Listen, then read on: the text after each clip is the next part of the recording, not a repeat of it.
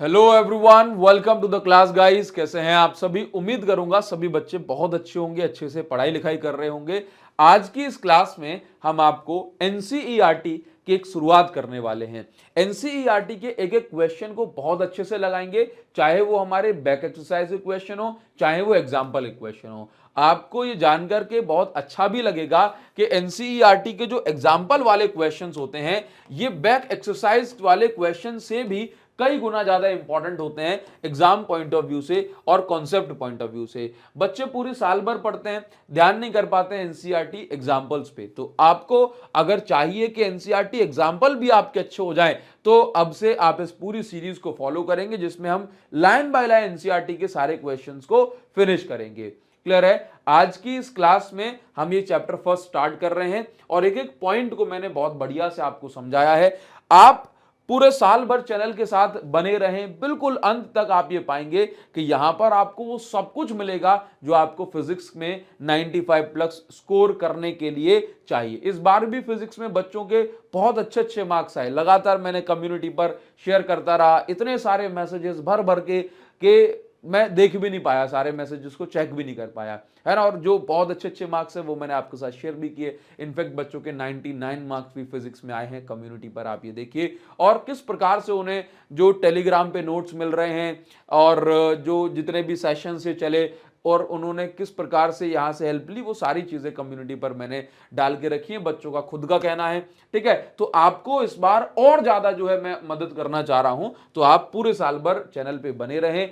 अगर आपने नोटिफिकेशन के लिए ना बेल आइकॉन नहीं प्रेस करा है सब्सक्राइब के पास, तो उसको जरूर से कर दो। नोटिफिकेशन नहीं आएगी तो आप काफी कुछ इंपॉर्टेंट मिस कर देंगे। अच्छा, इसके अलावा अगर आप एक फिजिक्स में एवरेज बच्चे हो, आपको डर लग रहा है फिजिक्स में, तो आपके लिए हम स्पेशली बोर्ड स्पेशल बैच लेकर के आए, जिसका नाम है विनर्स बैच। विनर्स बैच के अंदर आपको क्या मिलने वाला है? तो फिजिक्स के अंदर आपको जो कुछ भी जरूरी है, चाहे वो न्यूमेरिकल हो, आपसे नहीं बनते हो, यहां पर आपसे बनेंगे। मिलता तो सब जगह है ना, यहां पर आपसे बनेंगे। न्यूमेरिकल हो, चाहे चाहे वो असर्शन रीजन हो, केस स्टडी क्वेश्चन हो, कॉन्सेप्चुअल क्वेश्चन हो, सब कुछ आपसे यहां पर बनेगा। आपको यहां पर कुछ भी नहीं करना है, डेली क्लासेस बस लेना है, डेली का होमवर्क आपको करना है। आप बस फिजिक्स की टेंशन बस मेरे ऊपर छोड़ देंगे। डेली लाइव क्लासेस होती हैं। लाइव क्लासेस आपकी अगर मिस हो जाए तो रिकॉर्डेड फॉर्म में भी आप उन वीडियोस को देख सकते हैं। क्लियर है? फिजिक्स की टेंशन आपकी मेरी टेंशन होगी और इस बार आपके 95 पार बिल्कुल आएंगे ही आएंगे, और इसमें कोई डाउट नहीं है। ये जो कोर्स है वो आपको ऐप पर मिलेगा। ऐप की लिंक आपको इस वीडियो के डिस्क्रिप्शन में मिल जाएगी। अभी अगर आप इस कोर्स के अंदर एनरोल करते हो तो आपको स्पेशल ऑफर में एक बहुत इंपॉर्टेंट और जरूरी चीज मिल जाएगी, जिसको हम बोलते हैं क्रैश कोर्स। क्रैश कोर्स की जरूरत आपको कब पड़ती है? एग्जाम टाइम पे, जहां बहुत सारी चीजें, बड़ी बड़ी चीजों को छोटा छोटा करके आपको बहुत कम टाइम में समझा दिया जाता है ना। तो क्रैश कोर्स जब आप अकेला ही परचेज करोगे कहीं से भी, तो जितने में आपको वो क्रैश कोर्स मिलेगा उतने में आपको ये फुल ईयर का कोर्स मिल रहा है, और इसके साथ स्पेशल ऑफर में भी क्रैश कोर्स आपको मिल रहा है। अगर आप थोड़ा भी लेट हो जाओगे तो क्रैश कोर्स वाली जो वैलिडिटी है ये खत्म हो जाएगी आपकी, ठीक है। तो ये फुल ईयर कोर्स है, इसके अंदर आपको फिजिक्स की कोई टेंशन नहीं लेनी। आप कमजोर छात्र भी हो तो भी आप इसके अंदर एनरोल करके अपने मार्क्स बहुत अच्छे ला सकते हैं। सीबीएसई के अकॉर्डिंग पूरा चलेगा। अगर आप स्टेट बोर्ड के बच्चे हैं और आप चाहते हैं कि मैं बहुत ज्यादा फिजिक्स पढ़ लूं स्टेट बोर्ड से ज्यादा, तो आप इस बोर्ड के अंदर एनरोल, बैच के अंदर एनरोल कर सकते हैं। ऐप की लिंक वीडियो के डिस्क्रिप्शन में दी है। लैपटॉप से पीसी देखना चाहते हैं तो वो भी आपको डिस्क्रिप्शन में लिंक मिल जाएगी। जल्दी से जल्दी आप इसके अंदर एनरोल करके डेली लाइव क्लासेस लो, और इस बार फिजिक्स में एक विनर बन के आप उभरेंगे, ये मेरा आपसे वादा है, विश्वास है। चलिए हम इस क्लास को स्टार्ट करते हैं। तो सबसे पहले जो हम करने वाले हैं दैट विल बी, हमारे एग्जाम्पल से हम इस चैप्टर की शुरुआत करेंगे, है ना। तो आप सभी बच्चे बुक लेकर के रखें, क्योंकि आपके पास अगर बुक होगी तो मजा आ जाएगा आपको, है ना। तो बुक लेकर के रखें। देखिए जरा, तो पहला क्वेश्चन अभी हमारे पास ये है, और मैं सभी बच्चों से रिक्वेस्ट करूंगा कि आप लोग सभी अपनी अपनी एनसीईआरटी जो बुक है उसको साथ में लेकर के चलेंगे, और एग्जाम्पल जो जिस पेज पर दिया है उस पेज पर आप एग्जाम्पल को निकाल लेंगे, ताकि आपको बहुत अच्छे समझ में आए, ठीक है। तो सभी ध्यान रखें, ये एनसीईआरटी की बुक का ही मैंने स्क्रीनशॉट लिया हुआ है, तो आप अपनी बुक को साथ में रखेंगे, बस इतना सा बात मैं आपसे कहना चाह रहा हूं। ठीक है, तो पहला क्वेश्चन यहाँ पे क्या दिया हुआ है एग्जांपल का, इसको ध्यान से समझेंगे। पहले क्वेश्चन में लिखा है how can you charge a metal sphere positively without touching it. देखो मैं आपको बता दूं कि कोई भी स्फीयर है या कोई भी जो आप मेटल स्फीयर की बात कर रहे हैं उसको चार्ज करने के 3 मेथड हो सकते हैं। पहला मेथड क्या है? पहला मेथड है फ्रिक्शन। ठीक है, जब आप एक बॉडी को दूसरी बॉडी से रब करते हो तो एक बॉडी से इलेक्ट्रॉन निकल जाते हैं, दूसरे में पहुंच जाते हैं, तो फ्रिक्शन में क्या होता है? Opposite, equal and opposite charge आता है, एक पे पॉजिटिव दूसरे पे उतना ही नेगेटिव चार्ज। अगर मैं बात करूंगा जो दूसरा चार्जिंग का मेथड है, ये होता है कंडक्शन। तो कंडक्शन में क्या होता है? जिस प्रकार का चार्ज आपने दिया है उसी प्रकार का चार्ज दूसरी बॉडी पर भी पहुंच जाता है, और ये चार्ज इक्वल भी हो सकता है, अनइक्वल भी हो सकता है। ठीक है, जो बातें बोल रहा हूं उसको लिख लें। हाँ, अगर आइडेंटिकल शेप के कंडक्टर हैं तो इक्वल होगा, अदरवाइज अनइक्वल चार्ज भी हो सकता है। तीसरा जो चार्जिंग का मेथड है इसको हम बोलते हैं इंडक्शन। इंडक्शन में क्या होता है भाई, आप किसी भी कंडक्टर को जिसको चार्ज कराना चाह रहे हैं उसको चार्ज्ड कंडक्टर से टच नहीं कराते। ठीक है, तो जैसे आप यहां पे देख लो, तो बिना टच करे किसी मेटल स्फीयर को पॉजिटिव चार्ज बनाना है, तो उसका तरीका क्या है? तो आंसर लिखेंगे by induction method, by induction. ठीक है, अब इंडक्शन से कैसे चार्ज कर सकते हैं? ये मान के चलो ये मेरे पास एक मेटल स्फीयर है जिसको मैंने एक इंसुलेटिंग प्लेटफॉर्म यानी कि लकड़ी के वुडन स्टैंड पे ला करके रख दिया, सो दैट जो भी चार्ज आएगा वो सारा का सारा चार्ज जो है जमीन में यानी कि अर्थ में ट्रांसफर ना हो जाए, इसलिए हमने इसको इंसुलेटिंग स्टैंड पे ला करके रखा है। हाँ, मेटल का स्फीयर है और इसके पास में लेट से हमने एक नेगेटिवली चार्ज रॉड, कौन सी? नेगेटिवली चार्ज रॉड हम इसके पास में ले आए। तो इस नेगेटिवली चार्ज्ड रॉड के पास में आ जाने से क्या होता है कि इसके जो इलेक्ट्रॉन्स होते हैं ये रिपेल होकर दूसरी साइड भाग जाते हैं। ठीक है, और पॉजिटिव चार्जेस अट्रैक्ट होकर इस साइड आ जाते हैं।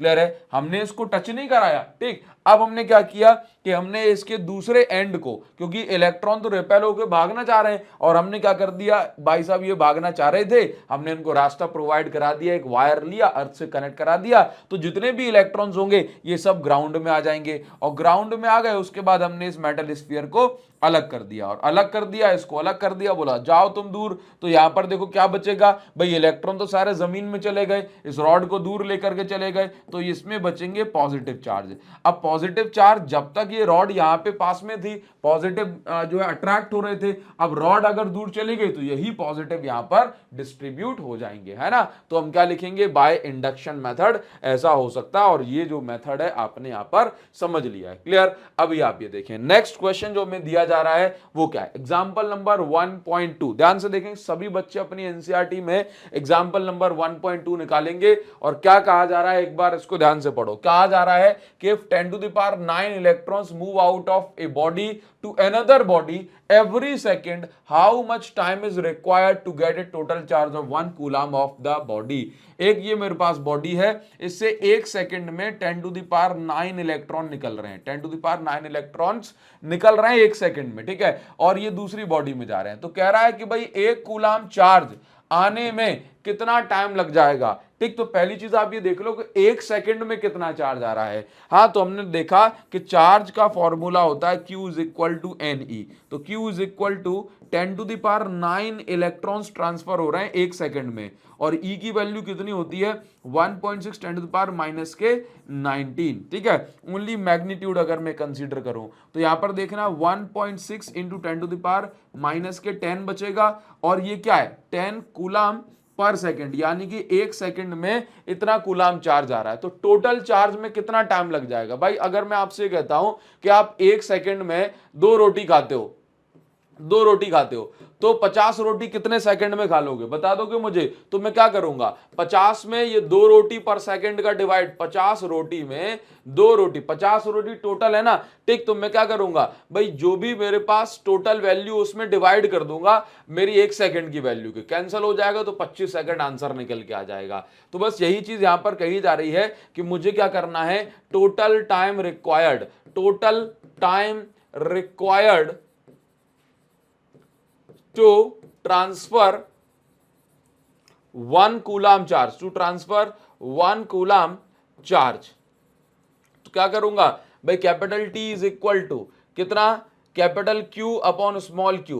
कैपिटल Q मतलब टोटल चार्ज कितना है मेरे पास? 1 कूलाम, और 1 सेकंड में कितना चार्ज ट्रांसफर हो रहा है 1.6 10 टू द पावर -10 कूलाम पर सेकंड। तो आप ये देखो कैंसल किस प्रकार से हो जाए, कूलाम से कूलाम कटेगा, सेकंड कूद के पहुंच जाएगा ऊपर, तो कैपिटल टी टाइम कितना बचा 10 टू पावर -10 पहुंच गया ऊपर प्लस के 10 अपॉन में 1.6, ठीक है, सेकंड पहुंच गया ऊपर। टी इज इक्वल टू, ध्यान से देखना, टी इज इक्वल टू, ध्यान से देखो मैं क्या कह रहा हूं कि 1.6 में से डेसिमल हटेगा तो एक जीरो यहां आ जाएगी, ठीक, तो ये हो गया 10, ठीक, एक जीरो और उधार ले लो तो यहां पे बचेंगी 9 जीरो, सेकंड लगा है बस। अभी क्या कर दो, अभी डिवाइड कर दो, 16 से 100 कैंसिल होगा तो बचेगा आपके पास t इज इक्वल टू 6.25, ठीक है 6.25, और 10 टू द पावर कितने 10 टू द पावर 9 सेकंड चल रहा है, 10 टू द पावर 9 सेकंड। मैं तो कहूंगा कि भाई आंसर आपको सेकंड में छोड़ना है, ठीक है, क्योंकि सेकंड ऐसा यूनिट होती है। लेकिन कई बार क्या होता है कि आंसर सेकंड में नहीं दिया होता, आपको ईयर के फॉर्म में दिया जा सकता है, महीनों के फॉर्म में दिया जा सकता है, तो सर कैसे हम कन्वर्ट करेंगे इसको, तो इसका देखो बहुत सिंपल सा तरीका, आप स्क्रीनशॉट ले सकते हो, टेलीग्राम पे नोट्स मिल जाएंगे। देखिए बहुत सिंपल सा तरीका है, और वो तरीका ये है कि आपको पता होना चाहिए कि भाई 1 घंटे में 1 आवर में कितने सेकंड होते हैं। आप जानते हो 3600 सेकंड होते हैं, तो कभी मुझे अगर सेकंड को कन्वर्ट करना है तो यहाँ पे देखो सेकंड लिखा छोड़ दो, 3600 को इसके नीचे भेज दो, तो 1/3600 आर, यानी कि सेकंड को घंटे में कन्वर्ट करने में इतने का आपको इंटू करना पड़ेगा, या यूं कह दूं 3600 का डिवाइड करना पड़ेगा, ठीक है।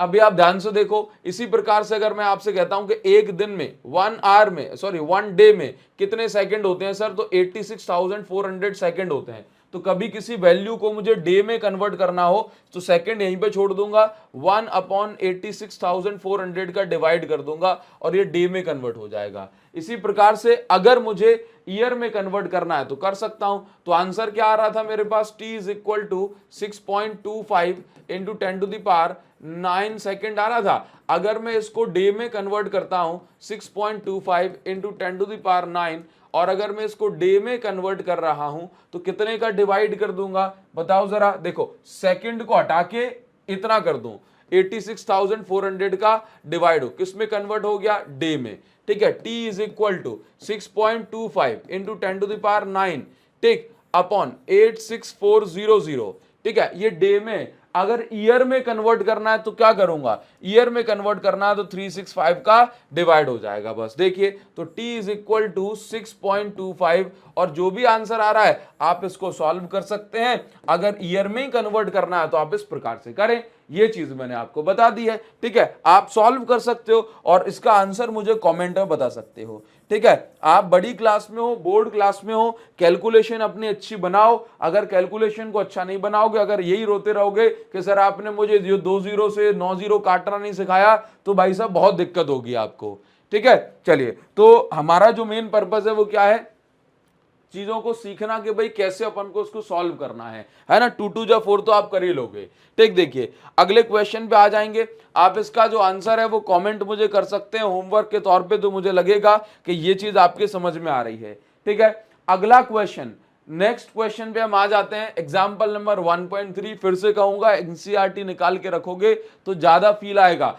एग्जाम्पल नंबर 1.3 क्या कहा जा रहा है, how much positive charge is, how much positive and negative charge is there in a cup of water. आपसे कहा जा रहा है कि आपके पास एक पानी का कप है और इस पानी के कप में कितना पॉजिटिव और कितना नेगेटिव चार्ज है, ये आपको बताना है। देखो पहली चीज मैं आपको ये बता दूं, पानी अभी नॉर्मल जब बात कर रहे हैं, है ना, तो पानी कैसा होता है भाई, न्यूट्रल है। कैसा है, न्यूट्रल। तो जितना पॉजिटिव चार्ज होगा उतना ही नेगेटिव चार्ज होगा, ठीक है। तो आप एक कैलकुलेशन कर लो, दूसरे अपने आप उसके इक्वल हो जाएगी। तो देखो अभी हमें ये तो नहीं पता कि पानी कितना है, कप कितना बड़ा है, ये तो नहीं बताया, बस ये पूछा है कि इस पानी के एक कप में कितने जो है नेगेटिव और पॉजिटिव चार्ज होंगे। तो अभी हम यहाँ पर सबसे पहला काम हमारा जो होगा दैट विल बी अजम्पशन, कि पहले हम अज्यूम करेंगे कि वो पानी का कप कितना बड़ा है। तो हमने कहा लेट ए कप कंटेन्स 100 ग्राम वाटर। इस कप में कितना पानी है भाई, 100 ग्राम वाटर। अब सबसे पहले मुझे निकालना क्या है, how much positive and negative charge, यानी कि इस क्वेश्चन में मुझे निकालना है चार्ज, है ना, कितना चार्ज है।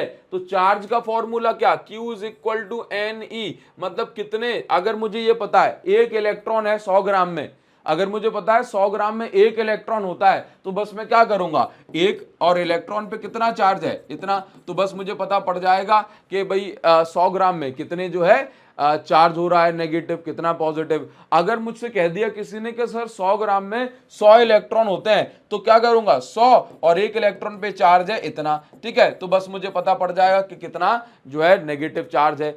अगर मुझसे किसी ने कह दिया 1000 इलेक्ट्रॉन होते हैं सर 100 ग्राम में, एन की जगह 1000 पुट करूंगा और आंसर आ जाएगा। तो मुझे अभी ये नहीं पता कि 100 ग्राम में आखिरकार कितने इलेक्ट्रॉन होते हैं, तो सबसे पहला काम मेरा ये है कि मैं ये पता करूं कि 100 ग्राम पानी में कितने कितने इलेक्ट्रॉन्स हैं। तो देखिए बहुत सिंपल सी बात है, इसके लिए होता है एक एवोगैड्रो नंबर, आप सभी जानते हैं क्या होता है एवोगैड्रो नंबर। एवोगैड्रो नंबर एक ऐसा स्पेशल नंबर है जो हमें बताता है कि किसी मॉलिक्यूल के मॉलिक्यूलर मास में कितने जो है मॉलिक्यूल्स हो रहे हैं, या किसी सब्सटेंस के मॉलिक्यूलर मास में कितना जो है मॉलिक्यूल है। जैसे देखो सारी बात आपको भी क्लियर हो जाएगी।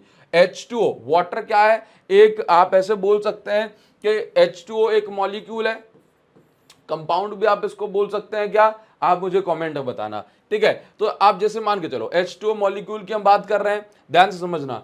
तो आप समझते हैं कि अगर H2O का मॉलिक्यूलर की मास की मैं बात करूंगा, तो इसका जो वो हो गया वो 2 ग्राम हो गया, ठीक है, और इसका कितना हो गया, ऑक्सीजन का हो गया 16 हो गया। तो वाटर का जो मॉलिक्यूलर मास है वो कितना हो गया 18 ग्राम पर मोल, है ना। तो आपसे मैं ऐसा बोलूंगा कि भाई H2O का 18 ग्राम, H2O का 18 ग्राम मतलब 18 gram of H2O contains 18 gram H2O में कितने जो है मॉलिक्यूल्स होंगे, 6.023 इंटू 10⁻23 मॉलिक्यूल। ये एवोगैड्रो नंबर की खासियत है। जैसे मान के चलो कि मैं और आप मिलकर के क्या बनाते हैं, एक मॉलिक्यूल बनाते हैं, क्या बनाते हैं, मॉलिक्यूल, और हम दोनों भाइयों का जो वजन है वो बहुत तगड़ा है, ठीक है। हमने कहा भाई हम दोनों का वजन हो गया 100 केजी, ठीक, तो याद रखिए 100 केजी में 6.023 इंटू 10⁻23 जो है मॉलिक्यूल होंगे, बस ये बात याद रखो आप, ठीक है। तो ये जो एवोगैड्रो नंबर है ये बड़ा ही स्पेशल सा नंबर है, ठीक। अगर वाटर का मॉलिक्यूलर मास होता 32, वाटर का मॉलिक्यूलर मास होता 32, तो 32 ग्राम में 6.023 10⁻23 मॉलिक्यूल होते ही। अगर वाटर का मास होता 50 ग्राम, तो 50 ग्राम में इतने 6.023 10⁻23 मॉलिक्यूल्स होते। तो ये एवोगैड्रो नंबर बड़ा ही स्पेशल सा नंबर है जो हमें बताता है किसमें कितने मॉलिक्यूल्स हैं, ठीक। तो 18 ग्राम में इतने मॉलिक्यूल, तो जरा मुझे बताओ कि 1 ग्राम में कितने मॉलिक्यूल, 18 को नीचे फेंक दो, 6.023 10⁻23 और 18 को नीचे फेंक दिया, तो क्या बच गया, यहां बच गया मॉलिक्यूल, ठीक है। अब देखिए 1 ग्राम के भाव पता पड़ गया। अब अगर मैं ऐसा बोलूं 100 ग्राम में कितने मॉलिक्यूल हैं, तो 100 का इंटू यहां पे किया और 100 का इंटू यहां कर दिया, 10⁻20, 100 का इंटू करूंगा तो 2 जीरो का और बढ़ जाएगा, तो ये 25 आ गया, ठीक है। अपॉन में क्या है भाई 18, ध्यान से देखिए। अब क्या करना है भाई, ये देखो क्या लिखा है, अभी ये मॉलिक्यूल चल रहा है, क्या चल रहा है, मॉलिक्यूल, ठीक। तो अभी 100 ग्राम में इतने मॉलिक्यूल हैं, ध्यान से देखना, ध्यान से देखो 100 ग्राम में इतने मॉलिक्यूल हैं। अब देखना अगर मैं आपसे कहता हूं कि H2 के अंदर कितने इलेक्ट्रॉन, हाइड्रोजन के अंदर 1 इलेक्ट्रॉन, तो यहाँ पे H2 2 हाइड्रोजन है तो 2 इलेक्ट्रॉन। ऑक्सीजन के अंदर कितने इलेक्ट्रॉन, बोला 8 इलेक्ट्रॉन। तो H2O मॉलिक्यूल में कितने इलेक्ट्रॉन हो गए, टोटल मिला के 10 इलेक्ट्रॉन। तो मैं यहाँ पे बोलूंगा total number of molecule total number of electrons in 100 gram water. तो 100 ग्राम वाटर में कितने जो है वो हो जाएंगे इलेक्ट्रॉन्स, तो capital N is equal to 6.023 into 10⁻25 upon में आ गया 18, और एक मॉलिक्यूल में 10 इलेक्ट्रॉन, तो एक मॉलिक्यूल की जगह 10 इलेक्ट्रॉन ही लिख देता हूं, ठीक है। तो आप देखो कैपिटल N की वैल्यू मुझे पता पड़ गई, कैपिटल N की वैल्यू कितनी हो गई 6.023 10⁻26, ठीक है, यहां तक का स्क्रीनशॉट ले सकते हैं। तो अभी देखो यहां पे n is equal to 6.023 into 10⁻26 10⁻26 upon में क्या चल रहा है 18 चल रहा है, चलते रहने दो उसको। देखिए अब मुझे क्या करना है, q की वैल्यू मुझे निकल आई, q की वैल्यू निकल आई तो अब मैं n की वैल्यू निकल आई, अब मैं क्या निकाल सकता हूं, टोटल नेगेटिव चार्ज, इतने इलेक्ट्रॉन है, टोटल नेगेटिव चार्ज अगर मुझे निकालना है, पूछा है ना कि कितना पॉजिटिव कितना नेगेटिव चार्ज,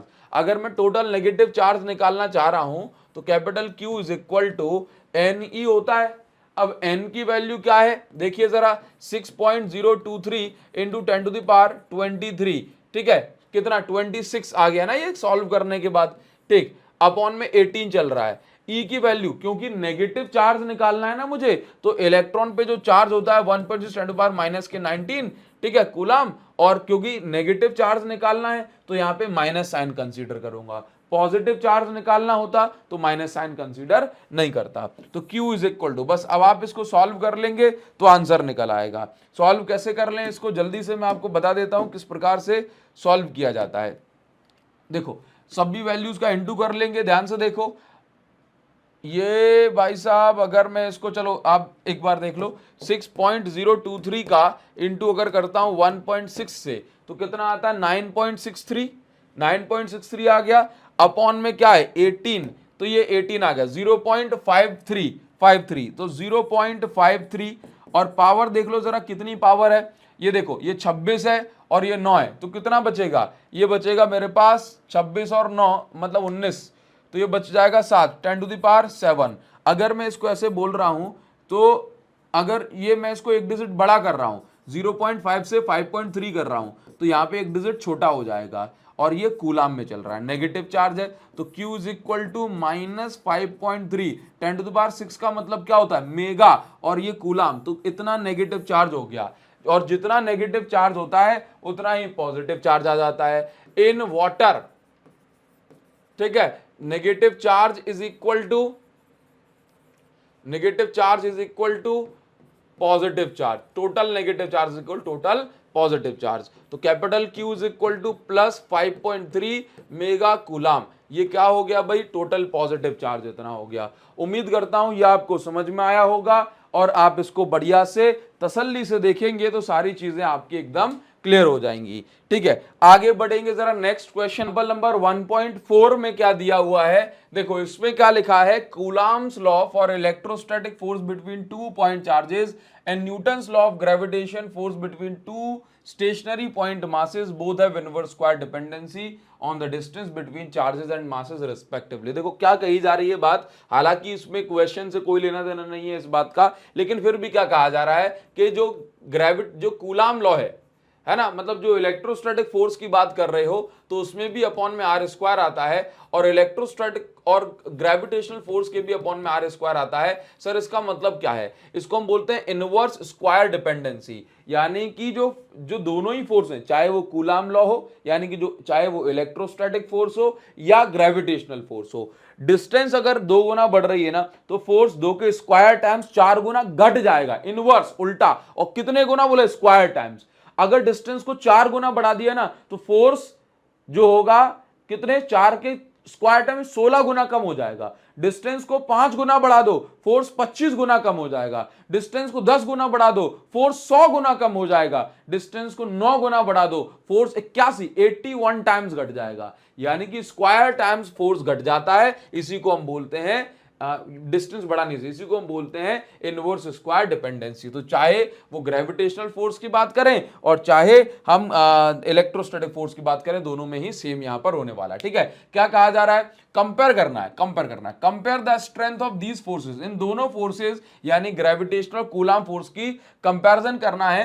कि भाई दोनों की स्ट्रेंथ कितनी है, ठीक है। Determining the ratio of their magnitude for electron and proton, मतलब पहला काम ये कर लो कि इसमें अलग अलग पार्ट दिए हुए हैं, ये पहले इस क्वेश्चन के ए पार्ट में 2 क्वेश्चन पूछे गए हैं, यानी कि आपको कूलाम फोर्स और इलेक्ट्रोस्टैटिक फोर्स और ग्रेविटेशनल फोर्स, यहां ऐसे लिख देता हूं, इलेक्ट्रोस्टैटिक फोर्स और ग्रेविटेशनल फोर्स की तुलना करनी है किस किस के लिए, for electron and proton. Electron और प्रोटॉन के बीच में कितना स्ट्रॉन्ग ग्रेविटेशनल फोर्स है और कितना स्ट्रॉन्ग इलेक्ट्रोस्टैटिक फोर्स है। ठीक है, ग्रेविटेशनल फोर्स मासेस के बीच में लगता है, इलेक्ट्रोस्टैटिक फोर्स चार्जेस के बीच में लगता है। ठीक है, तो देखो जब हम इलेक्ट्रोस्टैटिक फोर्स की बात करेंगे तो देखिए ध्यान से देखो, के पहला चार्ज इंटू दूसरा चार्ज अपॉन दोनों चार्जेस के बीच की डिस्टेंस का स्क्वायर। ठीक है, मान के चलो कि दोनों केसेस में डिस्टेंस कितनी है, आर।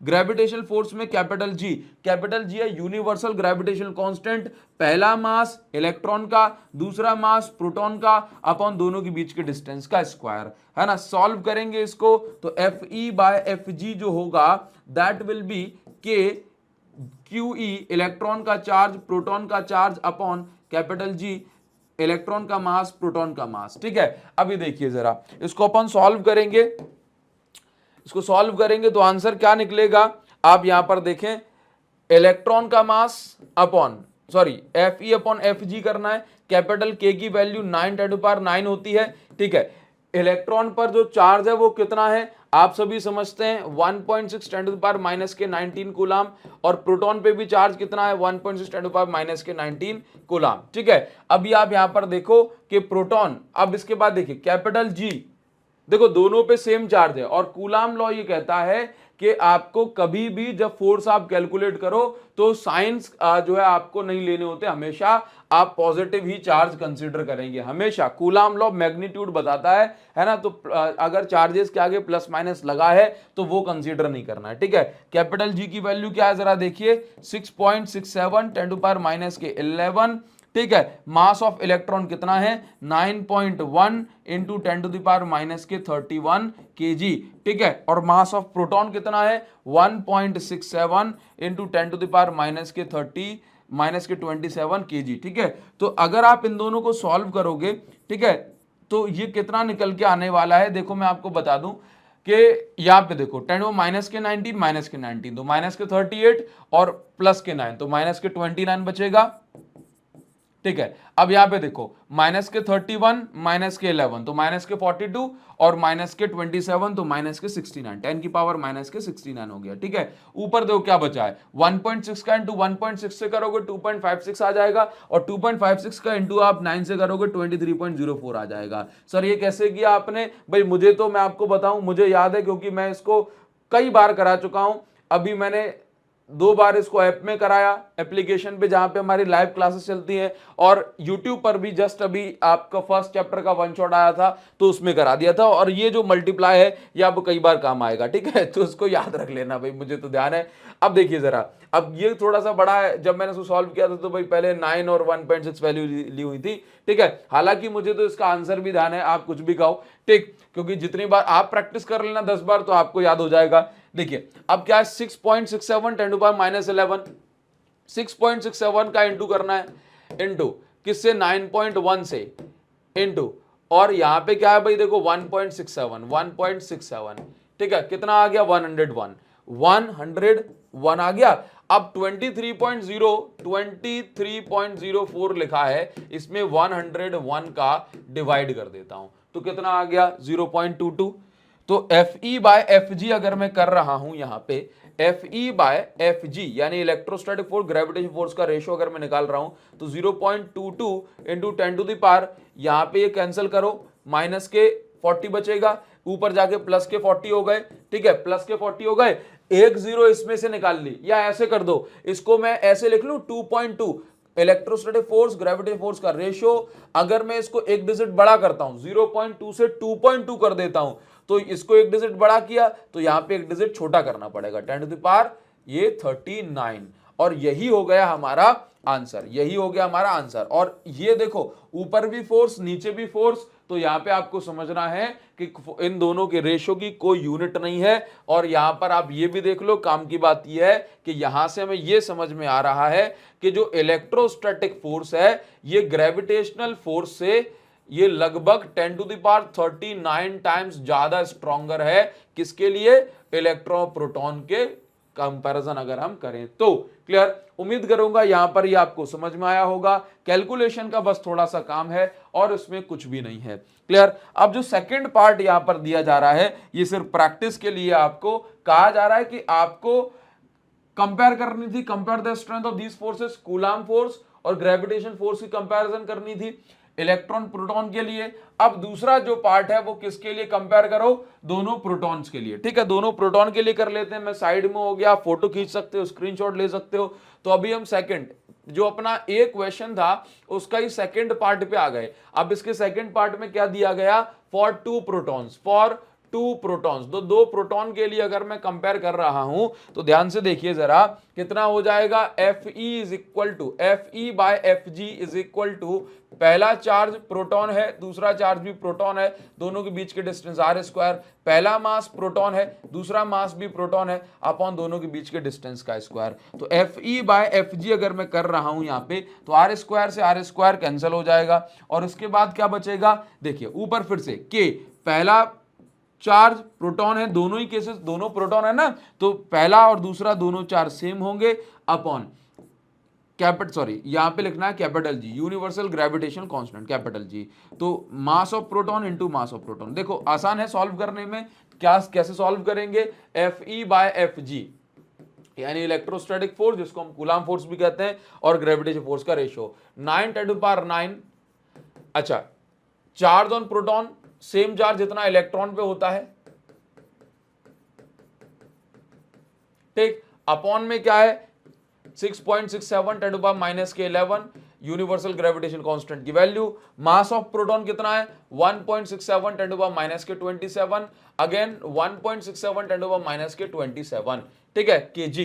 ठीक, अब देखिए F E by F G अपन इसको सॉल्व करेंगे, कितना आने वाला है? ध्यान से देख लो, ध्यान से देख लो भाई, 9 का इंटू इससे, तो ये देखो ये फिर से कितना बचेगा? 23.04 और उसके बाद 10⁻⁻29 ये बचेगा, माइनस के 38 -38 हो गए और प्लस का 9, तो इतना हो गया। इसके बाद क्या करना है? 6.67, ये देखो इन तीनों का इंटू करेंगे। देखिए जरा घमासान युद्ध करने के बाद कितना आंसर आ रहा है? 6.67 टू 1.67 इंटू 1.67 18.60। एक बार और देखूंगा, 6.67 इंटू 1.67 इंटू 1.67 18.60 18.60, ठीक है, 18.6 मान लेते हैं, ठीक है, और अपॉन में कितना है भाई? -27 54 और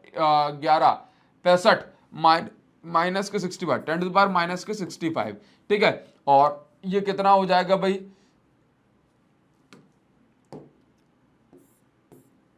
ये अपना 35 और 36 बचेगा, 36 बचेगा, है ना। तो और 10⁻⁻36 बचेगा नीचे, 65 35, ठीक, और 36 और ये 10⁻36 -36 ऊपर चला जाएगा, प्लस के 36 हो जाएगा। यहां पे देखो 23.04 में डिवाइड कर दिया 18.6 का, तो आ गया 1.23, तो 1.23 इन 10⁻36 ये रेशियो निकल के आ रहा है इलेक्ट्रोस्टैटिक फोर्स और ग्रेविटेशन फोर्स का। यानी कि इस बार फिर से इलेक्ट्रोस्टैटिक फोर्स दोनों चार्जेस के बीच में ज्यादा बैठ रहा है ग्रेविटेशन फोर्स की कंपैरिजन में, ठीक है। तो यानी इलेक्ट्रॉन प्रोटॉन के बीच में जो ग्रेविटेशनल फोर्स है, इलेक्ट्रोस्टैटिक फोर्स, वो ज्यादा स्ट्रॉन्गर है दोनों प्रोटॉन के बीच की कंपैरिजन से, ठीक है। तो उम्मीद करूंगा ये यहां तक आपको समझ में आया होगा, इसमें कुछ भी नहीं है, ठीक है। अब देखो इसी क्वेश्चन में जो अगला पार्ट हमसे पूछा गया था वो क्या है? Estimate the acceleration of electron and proton due to the electric force, book साथ में रख रहे हो ना, estimate the acceleration of electron and proton due to the electrical force of their mutual attraction when they are 1 angstrom apart, और इन सबका मास वगैरह दिया हुआ है, ठीक है। बताता हूं जरा क्वेश्चन में क्या दिया हुआ है, अगले क्वेश्चन पे तो हम बाद में आएंगे। देखिए जरा क्या दिया हुआ है, इसका सेकेंड पार्ट यानी कि बी वाले पार्ट की बात कर रहे हैं। कह रहा है कि एक इलेक्ट्रॉन है और एक प्रोटॉन है, दोनों के बीच की डिस्टेंस 1 एंगस्ट्रॉम है। 1 एंगस्ट्रॉम समझते हो? 1 एंगस्ट्रॉम का मतलब होता है 10⁻⁻10 मीटर, ठीक है। ऑब्वियस सी बात है ये दोनों एक दूसरे को अट्रैक्ट करेंगे, और नेचर में जो इलेक्ट्रोस्टैटिक फोर्स है कॉमन फोर्स है, मतलब भले ही दो चार्जेस में एक चार्ज बड़ा हो, एक छोटा हो, एक भारी हो, एक हल्का हो, कोई फर्क नहीं पड़ता, दोनों पे फोर्स जो है वो सेम लगेगा। अब उस फोर्स के प्रभाव से कोई जो हल्का मास होगा वो जल्दी भाग जाएगा, जो भारी मास होगा वो धीमे धीमे भागेगा। क्यों? क्योंकि sir force F is equal to होता है ma। तो एक्सेलरेशन जो होगी ये मास के इनवर्सली प्रोपोर्शनल है। किसके? मास के इनवर्सली प्रोपोर्शनल है। तो पहले देख लो कितना फोर्स होगा और एक्सेलरेशन किसकी कितनी होगी, ये हमें जो है फाइंड करना है। ठीक है, क्या फाइंड करना है? Estimate the acceleration of electron proton. तो एक्सेलरेशन निकालना है, तो पहले एक्सेलरेशन के लिए मुझे फोर्स पता होना जरूरी है। तो हम क्या करेंगे, दोनों के बीच में कितना फोर्स लग रहा है, तो K Q1 यानी इलेक्ट्रॉन, Q2 यानी प्रोटॉन पे चार्ज, दोनों के बीच की डिस्टेंस का स्क्वायर। इस बार डिस्टेंस दी हुई है, K की वैल्यू 9 है, इलेक्ट्रॉन पे चार्ज 1.10⁻⁹ है, प्रोटॉन पे भी सेम चार्ज है 1.10⁻⁻⁹ दोनों के बीच की डिस्टेंस है 10⁻⁻10, जिसका स्क्वायर करेंगे तो 10⁻⁻20 हो जाएगा। ठीक है, अब इसके बाद देखिए यहां पे देखो F इज इक्वल टू तीनों का इंटू करने के बाद 23.04 ये आ गया। इसके बाद 10⁻⁻9 बच जाएगा, या फिर -29। पीछे कोई गड़बड़ तो नहीं की थी मैंने? नहीं की थी, ठीक है। और अपॉन में क्या है 10⁻⁻20। सॉल्व करेंगे, कैंसल वैंसल करेंगे तो देखते हैं जरा क्या बचता है। ये कैंसल हुआ, F is equal to 23.04 into 10⁻⁻9 और ये न्यूटन, ये इतना आ गया -9 न्यूटन। ठीक है, अब देखो, अब मुझे निकालनी एक्सेलरेशन। तो एक्सेलरेशन का फॉर्मूला पता है, acceleration of electron, acceleration of electron. भाई देखो, जो हल्की चीज है, देखो फोर्स दोनों पे बराबर लग रहा है। जैसे दो बलून है, एक हल्का है, धक्का दिया आगे बढ़ गया, एक भारी बॉल है, धक्का दिया उतनी जल्दी आगे नहीं बढ़ पाई। इसका मतलब जो हल्की चीज होती है वो कम फोर्स लगाने से आगे बढ़ जाती है। तो एक्सेलरेशन की बात हो रही है, तो इलेक्ट्रॉन का मास कम है तो एक्सेलरेशन उतने ही फोर्स से इलेक्ट्रॉन की ज्यादा हो जाएगी, जबकि प्रोटॉन की कम होगी। ठीक है, देखिए जरा, तो क्या कहा जा रहा है इसमें, ध्यान समझो। तो एक्सेलरेशन का फॉर्मूला नहीं समझ में आई के बाद, ये हल्की बॉडी, ये एकदम भारी बॉडी, इसमें हल्के से फोर्स दोनों पे इतना लग रहा है, दोनों पे इतने न्यूटन का फोर्स लग रहा है, इलेक्ट्रॉन पे भी और प्रोटॉन पे भी। लेकिन इतने फोर्स से इलेक्ट्रॉन की भाई साहब हालत खराब हो जाएगी, भयंकर एक्सेलरेशन। और प्रोटॉन क्योंकि भारी है वो धीमे धीमे धीमे धीमे आएगा। ठीक है, तो बस ये आपको यहां पे समझना है। तो एक्सेलरेशन ऑफ इलेक्ट्रॉन का फॉर्मूला, एक्सेलरेशन का फॉर्मूला होता है फोर्स अपॉन मास। इलेक्ट्रॉन की बात कर रहे हैं तो इलेक्ट्रॉन का मास, फोर्स कितना है 23.04 इंटू 10⁻⁻9 न्यूटन। अपॉन में क्या है भाई, न्यूटन हटा देते हैं, बाद में एक्सेलरेशन की यूनिट रख देंगे। इलेक्ट्रॉन का मास 9.1 10⁻⁻31 kg। सॉल्व कर देंगे तो सॉल्व करने का -19 -9 -22 बचेगा, 22 और ऊपर जाके प्लस का 22 हो जाएगा। और 9.1 से कैंसिल करोगे तो 9 दूनी 18 होता है और करीब 2.3 के आसपास ये पहुंचेगा। 23.04 डिवाइडेड बाय 9.1, इलेक्ट्रॉन का मास इतना ही है 2.53। ठीक, तो ये एक्सेलरेशन इलेक्ट्रॉन कितनी आ गई 2.53 इंटू 10⁻22 मीटर पर सेकेंड स्क्वायर, मीटर पर सेकेंड स्क्वायर। ठीक है, अब देखिए, अब हम बात करेंगे भाई प्रोटॉन की एक्सेलरेशन की। तो acceleration of proton, acceleration of proton, तो प्रोटॉन की एक्सेलरेशन की अगर हम बात करते हैं तो A is equal to F upon M, acceleration of proton, भाई मास ऑफ प्रोटॉन। फोर्स तो भाई कितना था 23.04 इंटू 10⁻⁻9 न्यूटन, और मास ऑफ प्रोटॉन 1.67 10⁻, ये -27 kg। इसको कैंसिल करोगे 27, चलो ठीक है, तो ये 17 और एक 18 और 9 19। ठीक है, तो ये बचेगा 10⁻⁻18 बचेगा, 18 और 26। ठीक है, 18 बचेगा, ऊपर जाके प्लस का 18 हो जाएगा, प्लस का 18 हो गया। 1.67 में 23.04 का डिवाइड करेंगे 1.67 से तो ये आ जाएगा 13.79। तो 13.79 इंटू 10 या 13.80 मान लूँ उसको, तो 13.8 का इंटू हो गया इतने से, तो ये आ गई एक्सेलरेशन।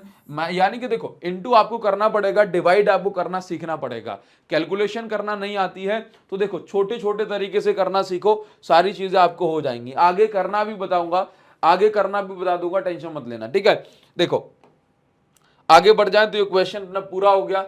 अभी देखो इस क्वेश्चन में क्या दिया जा रहा है, स्क्रीनशॉट लेना चाहो तो स्क्रीनशॉट ले सकते हो। इस क्वेश्चन में अगला जो क्वेश्चन हमें मिल रहा है उसमें क्या दिया है, जरा ध्यान से समझना। अगले क्वेश्चन में हमें क्या दिया है देखिए, तो अगला क्वेश्चन हमें दिया गया है, एनसीईआरटी निकाल के रखोगे तो ज्यादा बढ़िया रहेगा। मैं इस क्वेश्चन को डायरेक्ट पढ़ के आपको बता देता हूं। देखो इस क्वेश्चन में ये पूछा गया है, एनसीईआरटी निकाल के रखोगे तो ज्यादा ठीक रहेगा। आपसे बोल के रखा है, जैसे आपको बता दूं, सॉरी आपको बता देता हूं कि ये क्वेश्चन हमें कहां मिल जाएगा। देखो करीब यहां पर ये क्वेश्चन है, यहां दिया हुआ है क्वेश्चन, ये एग्जाम्पल नंबर 1.5। इस एग्जाम्पल नंबर 1.5 में काफी लंबी कहानी लिखी हुई है। अलग अलग आप स्फीयर देख रहे हो, ये देखो पहला स्फीयर ये ए है, दूसरा स्फीयर ये बी है, ठीक है। ये स्फीयर इंसुलेटिंग थ्रेड से जो है लटका हुआ है ताकि जो चार्ज है वो इंसुलेटर के थ्रू ऊपर ना चलाए। इंसुलेटर का इस्तेमाल इसीलिए करते हैं कि चार्ज कहीं आगे ना बढ़ जाए। ये थ्रेड ए मतलब ये स्फीयर ए है, ये स्फीयर बी है। आप देख पा रहे हो कि इस पे चार्ज कुछ और है, इस पे चार्ज कुछ और है। अभी दोनों के बीच की डिस्टेंस 10 सेंटीमीटर है। अगला काम हमने ये किया कि जैसा कि क्वेश्चन में आप पढ़ोगे कि अगला काम हमने ये किया कि ए से सी जो कि एक अनचार्ज्ड स्फीयर है, कैसा है, अनचार्ज्ड स्फीयर, इसको लाकर के हमने टच करा दिया। इसी प्रकार से डी भी एक अनचार्ज स्फीयर है और बी के जैसा ही है, ए सी के जैसा है, इन दोनों को हमने टच करा दिया, ठीक है। और उसके बाद दोनों के बीच की जो डिस्टेंस थी, पहले 10 सेंटीमीटर थी, अब घटा के 5 सेंटीमीटर कर दी। तो आपको बताना है कि नया फोर्स कितना होगा, क्या बताना है कि नया फोर्स कितना होगा, ठीक है। चलिए मैं आपको समझाता हूं, तो आपको समझा देता हूं। देखिए तो देखो बड़ी सिंपल सी बात आप ये समझ लो कि ये मेरे पास एक स्फीयर है जो कि ए है। लेट से इनिशियली इस पे कुछ चार्ज होगा Q1, दूसरा स्फीयर है ये मेरे पास है और इस पे चार्ज होगा कुछ Q2। दोनों के बीच के भी सेंटर टू सेंटर डिस्टेंस है R is equal to 10 centimetre, ठीक। मैं एक लेकर के आया ए के जैसा ही आइडेंटिकल स्फीयर, तो जो कि अनचार्ज्ड था। तो भाई अगर सेम स्फीयर होता है, सेम आइडेंटिकल साइज का स्फीयर होता है, तो जो चार्ज होगा ये आधा आधा हो जाएगा। तो जो भी चार्ज Q1 था वो अभी दोनों पे कितना हो गया, आधा आधा, दोनों पे कितना हो गया, आधा आधा। इसी प्रकार से Q2 के जैसा ही स्फीयर ले आए, तो है ना, और उसके बाद दोनों पे चार्ज कितना हो गया, आधा आधा। अब इन दोनों स्फीयर को जिनको टच कराया था, बोला तुम भाड़ में जाओ, तुम साइड में हो जाओ, हमें तुमसे मतलब नहीं है, ठीक है। तुमने हमें नया चार्ज दे दिया। न्यू चार्ज क्या है, Q1/2 और Q2/2। पहले दोनों के बीच में, ए और बी के बीच में, है ना, जो डिस्टेंस थी वो 10 सेंटीमीटर थी, लेकिन अभी जो डिस्टेंस है वो 5 सेंटीमीटर है। अब आपको निकालना है कि नया फोर्स दोनों के बीच में कितना लग रहा है। तो देखिए बहुत सिंपल सी बात है, क्वेश्चन पढ़ लोगे बुक में तो ज्यादा अच्छा लगेगा बच्चों, ठीक है। तो क्वेश्चन पढ़ लो। तो देखो पहली चीज, दोनों चार्जेस के बीच में जो पहले फोर्स लग रहा होगा दैट विल बी KQ1Q2/r², ठीक है, बात क्लियर। अब आप ये देखो कि अब दोनों चार्जेस के बीच में फाइनल नया फोर्स क्या लग रहा होगा, F is equal to K, नया फोर्स। तो जो चार्ज था वो आधा हो गया, Q1/2 और Q2/2, क्योंकि आपने क्या किया, आपने एक अनचार्ज कंडक्टर ला करके जो कि आइडेंटिकल साइज का था टच करा दिया। और अगर सेम टाइप का कंडक्टर टच करा देते हो जो कि अनचार्ज होता है, तो चार्ज आधा आधा हो जाता है। डिस्टेंस भी क्या कर दी, पहले 10 सेंटीमीटर थी, फाइनल वाले केस में डिस्टेंस कर दी 5 सेंटीमीटर। तो ये हो गया R/2 का स्क्वायर। सॉल्व करेंगे, F dash is equal to ये हो जाएगा KQ1Q2 अपॉन दोनों के बीच में कितना बच रहा है, 4, ठीक है। अब ये कितना हो जाएगा, R²/2 है, तो ये चला जाएगा 4/r², 2 का स्क्वायर इतना ही होता है। तो F dash is equal to ये 4 से क्या कट जाएगा, 4 से 4 कट जाएगा, तो KQ1Q2/r², ये हो गई किसकी वैल्यू भाई, F डैश की। तो आप यहां पर ये देखो कि जो जितना लग रहा था F उतना ही लग रहा है F डैश। तो इस प्रकार से आप ये देखेंगे कि जो जितना फोर्स पहले लग रहा था उतना ही बाद में लग रहा है, तो नया फोर्स में कोई चेंज नहीं आया बच्चों, कोई चेंज नहीं आया। और ऐसा ही आप इसको एनसीईआरटी में लिखा भी पाएंगे। क्या लिखा है, पढ़ लेते हैं।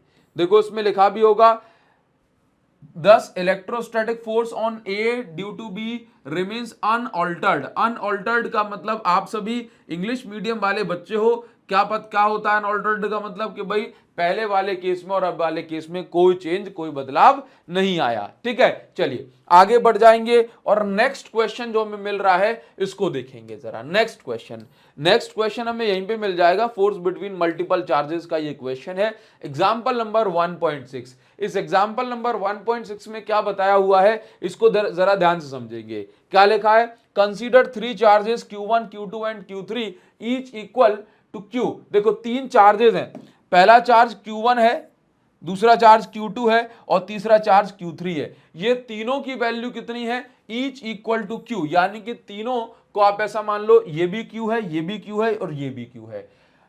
Kept on the vertices of equilateral triangle of side L। ये तीनों कहां रखे हैं? कॉर्नर पे, इक्विलेटरल ट्राइंगल के कॉर्नर पे रखे हैं जिस ट्राइंगल की साइड है L। ठीक है, what is the force on charge Q? इस कैपिटल Q चार्ज पे कितना फोर्स लग रहा है जो कि इसके सेंटर पे रखा हुआ है। ठीक है, with same sign as Q। तो ये तीनों पॉजिटिव है, तो कह रहा है कि भाई इस Q का भी सेम साइन है। ठीक है, placed at the centroid of triangle as shown in figure. देखो तो जो कहा गया है उसको समझा देते हैं, ध्यान से देखिए जरा। ये हमें क्वेश्चन मिल गया, ये इक्विलेटरल ट्राइंगल है, ये इसका वर्टाइस है, ये कैपिटल Q रखा है, ये तीनों चार्जेस हैं। लेट्स से ये हमारे पास पहला चार्ज, ये हमारे पास दूसरा चार्ज और ये हमारे पास तीसरा चार्ज है। ठीक है, देखो ये इस चार्ज पे नेट फोर्स निकालना है, तो मैं क्या करूंगा कि भाई ये पहला चार्ज इस पे फोर्स लगा रहा होगा जिसका नाम मैंने रख दिया F1 वेक्टर। इसी प्रकार से दूसरा वाला चार्ज इस पे फोर्स लगा रहा होगा, इसका नाम रख देता हूं F2 वेक्टर। इसी प्रकार से तीसरा चार्ज भी इस पे फोर्स लगा रहा होगा, तीनों क्योंकि पॉजिटिव है तो एक दूसरे को रिपेल ही करेंगे। ठीक है, तो एक मिनट,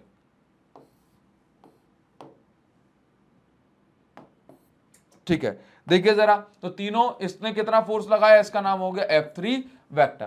क्लियर? अब मुझे क्या करना है कि भाई इस पे नेट फोर्स, आप ये देख रहे हो ये Q रखा है बीच में, अब Q पे एक फोर्स कहां लग रहा है? नीचे F1, एक फोर्स लग रहा है ऐसे, एक फोर्स लग रहा है ऐसे, तो इस पे नेट फोर्स निकालना है मुझे। ठीक है, तो F2 ये रहा, ये F3 है और ये F2 है, तो नेट फोर्स कैसे निकालूंगा? देखो बड़ी सिंपल सी बात है, अगर दो फोर्सेस सीधे लग रहे होते हैं ना एक ही पॉइंट पे सेम डायरेक्शन में, तो क्या कर देते हैं भाई? तो कर देते हैं ऐड। अगर जस्ट ऑपोजिट हो रहे होते हैं तो क्या कर देते हैं? तो कर देते हैं सब्ट्रैक्ट। ठीक है, लेकिन अगर दो फोर्सेस लग रहे होते कैसे? अलग अलग एंगल पे, एक फोर्स लग रहा है यहां, एक फोर्स लग रहा है यहां, तो अब निकालते हैं रिजल्टेंट, और रिजल्टेंट का फॉर्मूला होता है पहले फोर्स का स्क्वायर प्लस दूसरे फोर्स का स्क्वायर प्लस दोनों फोर्सेस के बीच के एंगल 2AB cos थीटा। ये अपना जो है रिजल्टेंट इस प्रकार से निकाला जाता है। तो पहले मुझे ये तो पता पड़ जाए, तो मैं क्या करूंगा ना कि F2 इधर है, F3 इधर है, तो पहले मैं एक काम करूंगा कि F2 और F3 के कारण जो रिजल्टेंट फोर्स बन रहा है उसको निकालूंगा। देखो F1 तो सीधे में, F2 और F3 क्या है? टेढ़े मेढ़े भाग रहे हैं, तो F2 F3 के कारण जो रिजल्टेंट जो मुझे मिलेगा उसको मैं निकालूंगा। तो रिजल्टेंट कितना होगा ये मुझे इस फॉर्मूले से पता पड़ता है कि रिजल्टेंट फोर्स कितना होगा, है ना? पहले फोर्स का स्क्वायर दूसरे का स्क्वायर प्लस 2AB और दोनों फोर्सेस के बीच में बनने वाला एंगल। ठीक है, तो रिजल्टेंट फोर्स कितना होगा वो मुझे समझना है। ठीक है, सभी बच्चे ध्यान देंगे, रिजल्टेंट फोर्स को मुझे समझना है। तो पहले तो मैं ये पता कर लूं F1 F2 F3 कितने हैं। तो F1 की अगर मैं बात करूं तो कितना आ रहा है? F1 मतलब कि पहला चार्ज इंटू दूसरा चार्ज अपॉन दोनों के बीच के डिस्टेंस का स्क्वायर। तो ये डिस्टेंस जो आप देख रहे हो ये L/√3 होगी, सेंट्रॉइड से वर्टेक्स की दूरी, ये भी L/√3 होगी और ये भी L/√3 होगी। डिस्टेंस सेम है, चार्जेस सेम है, तो सब पे फोर्स भी सेम लग रहा होगा। तो F1 की अगर मैं बात करूं तो ये आएगा K पहला चार्ज इंटू दूसरा चार्ज अपॉन दोनों के बीच के डिस्टेंस का स्क्वायर। तो ये हो जाएगा 3KQ into capital Q upon L square. ठीक, मैं एक काम करता हूं कि इस वैल्यू को मैं बोल देता हूं कि भाई ये जो वैल्यू है let's say this is F1 की जो वैल्यू निकल कर आ रही है इसको हमने क्या बोला? F। ठीक है, अब मैं बात करूंगा भाई F2 की। तो F2 आप ये देखेंगे कि पहला चार्ज इंटू दूसरा चार्ज, देखो F2 की जब मैं बात कर रहा हूं तो पहला चार्ज Q है, दूसरा चार्ज कैपिटल Q, डिस्टेंस फिर से सेम हो गई, तो K capital small Q capital Q upon L by root 3 का स्क्वायर आप करोगे तो फिर से कितना आएगा 3k Q capital Q upon L square. ये कितना होगा भाई, ये भी तो f के बराबर हो गया। इसी प्रकार से आप f3 निकालोगे तो f1 की वैल्यू, f2 की वैल्यू, f3 की वैल्यू सबकी कितनी आ रही है, f आ रही है। Similarly f3 will be equal to f, ठीक है, और f कितना है ये तो हमें पता ही है, ठीक है। देखिए तो अभी आपको ये समझना है कि नेट फोर्स किसका, रिजल्टेंट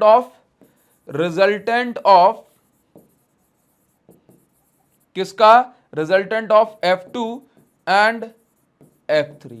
कैसे निकालेंगे, इसको हमने नाम दे दिया F डैश। तो ये कितना हो जाएगा, a स्क्वायर, तो F2 का स्क्वायर प्लस, देखो किस किस का रिजल्टेंट निकालना है ध्यान से बताओ, F2 का और F3 का, क्योंकि यही दोनों इधर उधर भाग रहे हैं तो इनका रिजल्टेंट हमें निकालना है। तो F2 की वैल्यू कितनी निकल के आई देख के बताओ f, और F3 की वैल्यू भी कितनी निकल के आएगी f।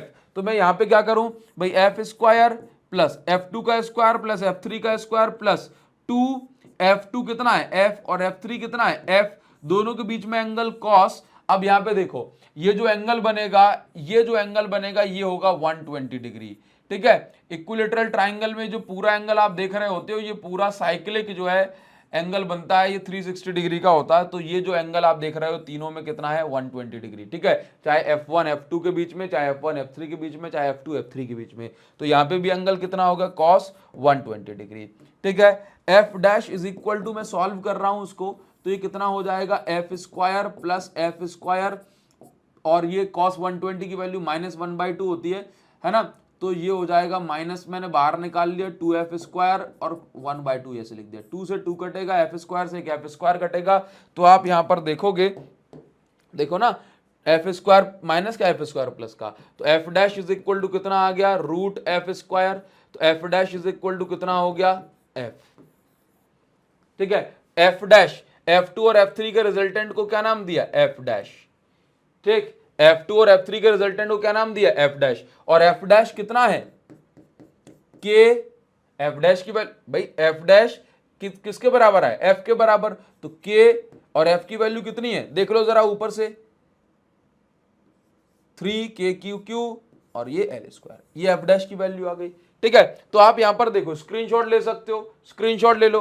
तो आप यहां पर देखो कि F2 और F3 का रिजल्टेंट कितना है, ये F3 है और ये F2 है, या जो भी हो सकता है, ये F3 है और ये F2 है। इन दोनों का रिजल्टेंट, क्योंकि F2 और F3 दोनों की बराबर वैल्यू है ना, तो इन दोनों का रिजल्टेंट एज इट इज बीचों बीच जाएगा F डैश, और F1 कहां है, नीचे की साइड, ठीक है। तो आप यहां पर ये देखो कि सिंस, हम यहां पे देखेंगे सिंस, तो आप ये देखो क्योंकि F डैश और F1 are just opposite to each other, are just opposite to each other,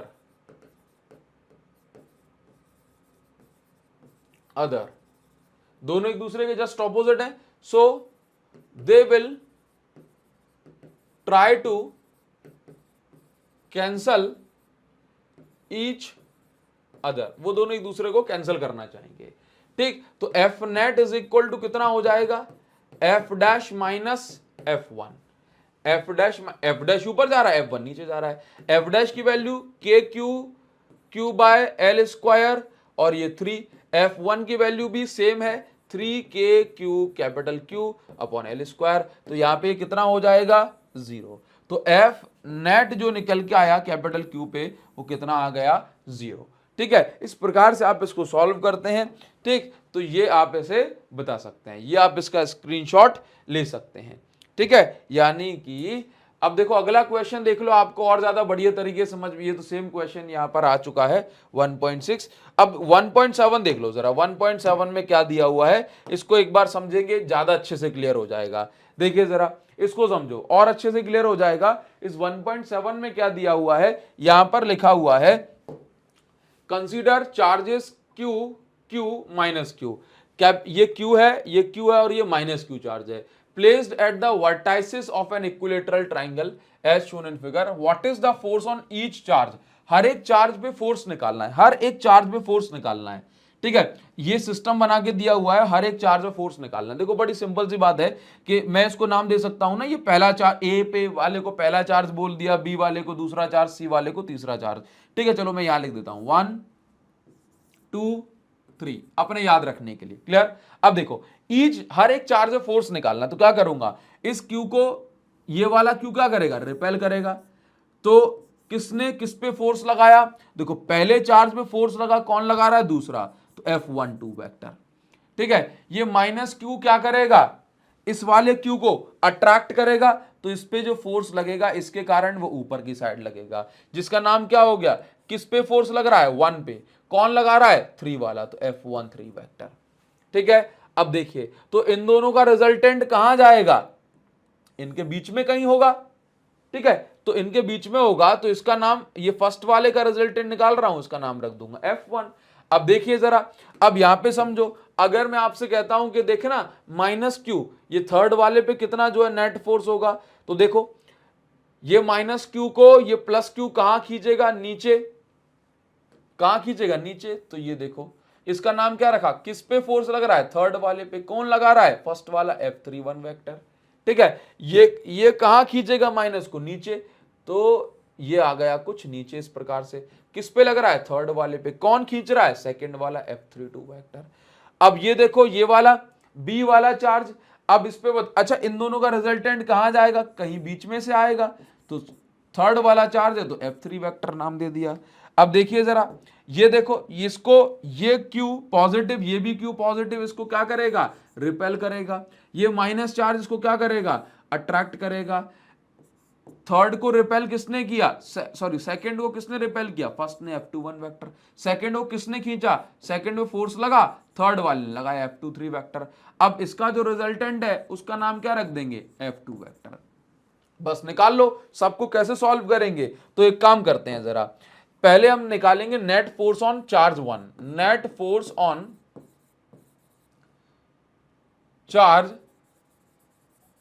eight A पे जो चार्ज रखा है उस पे नेट फोर्स निकालते हैं। तो उस पे कितना फोर्स लग रहा है, एक तो ये लग रहा है और दूसरा ये लग रहा है, ये तो रिजल्टेंट है, क्या है, रिजल्टेंट। ठीक है, तो F12 निकाल लो पहले, F12 कितना होगा, के पहला चार्ज इंटू दूसरा चार्ज अपॉन दोनों के बीच की डिस्टेंस का स्क्वायर, यही फोर्स है, यही फोर्स लग रहा है। इसको हम बोल देते हैं कुछ भी, let's say this is F, क्या है ये F। ठीक है, अब F12 इतना हो गया, F13 देख लो, F13 कितना है, ध्यान से देखो, के पहला चार्ज इंटू दूसरा चार्ज अपॉन दोनों के बीच की डिस्टेंस का स्क्वायर, इक्विलेटरल ट्राइंगल है तो भाई साहब यही होगा। तो ये भी F था, तो ये भी क्या निकल के आ गया, F। तो दोनों की वैल्यू, यानी कि इसको एक फोर्स यहां से खींच रहा है, एक फोर्स यहां से खींच रहा है। क्लियर? अब देखते हैं रिजल्टेंट फोर्स निकालते हैं। तो रिजल्टेंट निकालने के लिए क्या करेंगे, जरा सभी बच्चे ध्यान दें। रिजल्टेंट निकालने के लिए क्या करा जाता है, किस किस का रिजल्टेंट निकालना है, तो हम निकालेंगे resultant of F12 and F13 is, क्या नाम है इसका, F1 वेक्टर। तो F1 हमें निकालना है, F1। तो देखो पहले चार्ज का स्क्वायर प्लस, सॉरी पहले फोर्स का स्क्वायर, पहला फोर्स कौन सा है, ये F12, तो F12 की वैल्यू क्या है, F, तो F स्क्वायर प्लस दूसरे का स्क्वायर, दूसरा कौन है, F13, जो कि कितना, देखो दोनों सेम है ना, दोनों सेम है ना, तो आप ये देखें, ये हो गया मेरे पास F स्क्वायर। ठीक है, इसके बाद अगला देखें जरा आप, अगला कितना दिया हुआ है, ये F12 की वैल्यू कितनी, F, इसकी वैल्यू कितनी, F। तो a square plus B square upon plus 2a, यानी कि पहला फोर्स, b दूसरा force, upon sorry into cos theta, तो कॉस दोनों के बीच के डिस्टेंस, किस किस के बीच के डिस्टेंस, जिनका आप रिजल्टेंट निकाल रहे हो। तो देखो इन दोनों के बीच का एंगल बताना है, इन दोनों के बीच का एंगल। तो इक्विलेटरल ट्राइंगल में अंदर का एंगल कितना होता है, 60 डिग्री, तो ये बाहर का एंगल कितना हो जाएगा, 120, तो कॉस 120 डिग्री हम पुट करेंगे। तो F1 इज इक्वल टू, ये कितना निकल के आएगा, F square plus F square, cos 120 की वैल्यू -1/2 होती है, -1/2 होती है इसकी वैल्यू। तो अगर हम इसको सॉल्व करेंगे तो ये -1/2 है ना, कैंसल हो जाएगा। ठीक है, देखो देख लो 2f² और ये 1/2 माइनस बाहर निकालिए, ये कैंसिल हो जाएगा। ठीक है, तो आप इसको अगर सॉल्व करेंगे, f1 की जो वैल्यू आप निकाल रहे हो कितनी आ जाएगी, f1 की वैल्यू रूट के अंदर f² होगी और f1 की वैल्यू आ जाएगी f, यानी कि जो पहले वाले चार्ज पे फोर्स लगेगा that will be equal to f, और f कितना है जरा मुझे देख के बताओ, kq²/L²। बताइए जरा, क्लियर। तो F1 की जो वैल्यू आ गई वो कितनी आ गई, kq²/L²। सिमिलरली इसी प्रकार से सारा डेटा सेम है और F2 की वैल्यू भी कितनी आ जाएगी, इतनी ही आ जाएगी। ठीक है, similarly F2 is equal to kq²/L²। सब कुछ सेम रहेगा, बस नाम बदल जाएंगे। ठीक है, क्योंकि F21 निकालो इतना आएगा, F23 निकालो सेम आएगा, दोनों के बीच में एंगल भी बन रहा है सेम, तो रिजल्टेंट भी आएगा सेम। लेकिन जो बदलेगा इस बार, स्क्रीनशॉट ले सकते हो आप इतना। ठीक, तो मैं लिख सकता हूं कि here force on A and B will be same. अब क्योंकि आप देख रहे हो F13 F12 दोनों बराबर है ना, तो रिजल्टेंट भी जस्ट बीच में जाएगा। ठीक है, अब देखिए, अब मुझे क्या निकालना है, जो ऊपर वाला चार्ज है उस पर और फोर्स निकालना है। ठीक है, ऊपर वाले चार्ज फोर्स निकालना है। स्क्रीनशॉट आपने ले लिया होगा। ठीक है, बाकी पीडीएफ टेलीग्राम चैनल पे आपको मिल जाएगी, ऐप पर भी सेम पीडीएफ में अपलोड कर दूंगा, तो वहां से भी आप डाउनलोड कर सकते हैं। ठीक है, चलिए, तो इतना हो गया। देखो, परेशान नहीं होना है, ये जो पिछला वाला पेज है डिलीट नहीं किया है, वो एज इट इज जिंदा है, रखा हुआ है। ठीक है, अब देखते हैं जरा, तो यहां पर क्या दिया जा रहा है, मुझे किस किस के बीच में निकालना है, F32 और F31 के, देखो रिजल्टेंट निकालना है मुझे, तो यहां पे देखना F32 की वैल्यू क्या होगी, K, पहला चार्ज इंटू दूसरा चार्ज, दोनों के बीच की डिस्टेंस का स्क्वायर। तो भाई फिर से F32 की वैल्यू और F31 की वैल्यू कितनी है, kq²/L²। इसको आप f भी बोल सकते हो। रिजल्टेंट निकालोगे फिर से कितना आएगा, जरा देखना, ध्यान से देखो, तो F3 इज इक्वल टू, यहां पे लिख लू resultant, F3 is equal to, ध्यान से देखना, पहला चार्ज पहला फोर्स, दोनों फोर्सेस की वैल्यू f आ रही है ना सेम, तो f² plus f² plus 2ab cos, दोनों के बीच का एंगल, अब इस बार एंगल इन दोनों फोर्सेस के बीच में लेना है ना, इंटीरियर अंदर वाला एंगल तो इक्विलेटरल में 60 डिग्री है, तो 60 डिग्री लेंगे। ठीक है, यहां पे ये बाहर था तो 120 लिया, तो cos 60 की वैल्यू कितनी होती है, 1/2,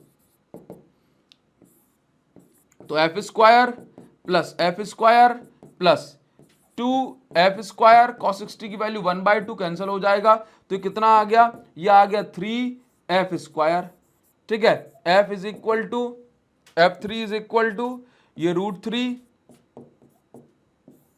f बच रहा है, और f की वैल्यू कितनी है जरा मुझे बताओ, तो F3 इज इक्वल टू √3 और f की वैल्यू kq²/L², तो इस पे इतना रिजल्टेंट फोर्स लगेगा। ठीक है, तो हमने तीनों पे ये रिजल्टेंट फोर्स निकाल लिया है। उम्मीद करूंगा ये आपको समझ में आया होगा, और इस प्रकार से रिजल्टेंट फोर्स निकाले जाते हैं, ये भी आपको यहां पर समझ में आ गया हो। देखिए जरा, यहां पर हमें जो नेक्स्ट क्वेश्चन मिल रहा है एग्जांपल नंबर 1.8, एक बार इसको अपन देखेंगे और इसको समझ लो कि भाई किस प्रकार से एक क्वेश्चन होगा। बस काम किसका है, थोड़ा सा कैलकुलेशन का, उसके बाद कुछ नहीं करना।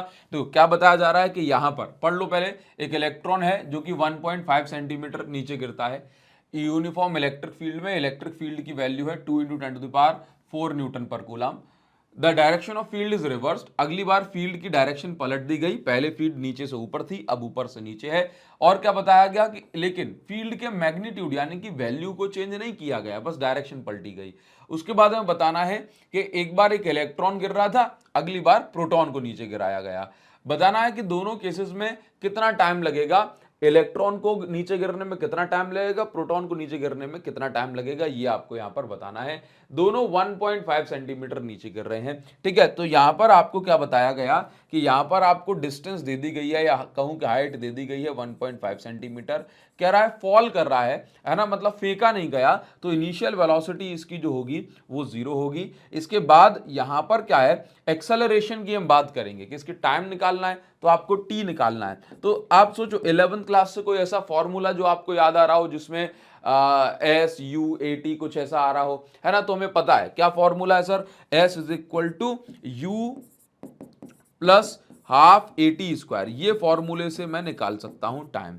लेकिन इस फॉर्मूले के लिए मुझे एक्सेलरेशन नहीं पता, तो पहले ये सोचो कि ये जो इलेक्ट्रॉन जो नीचे आ रहा है क्या इस पे कोई फोर्स लग रहा है कि फ्री फॉल कर रहा है। आंसर अब देखो, अगर खुद से नीचे गिर रहा होता ग्रेविटी तो अपन एक्सेलरेशन की वैल्यू 9.81 मीटर पर सेकंड स्क्वायर ले लेते, तो कोई बात ही नहीं थी, एक्सेलरेशन ड्यू टू ग्रेविटी, ठीक है। लेकिन ये खुद से फॉल नहीं कर रहा है, ये क्या कर रहा है, इस पे फोर्स लग रहा है। इस पे क्या लग रहा है, फोर्स।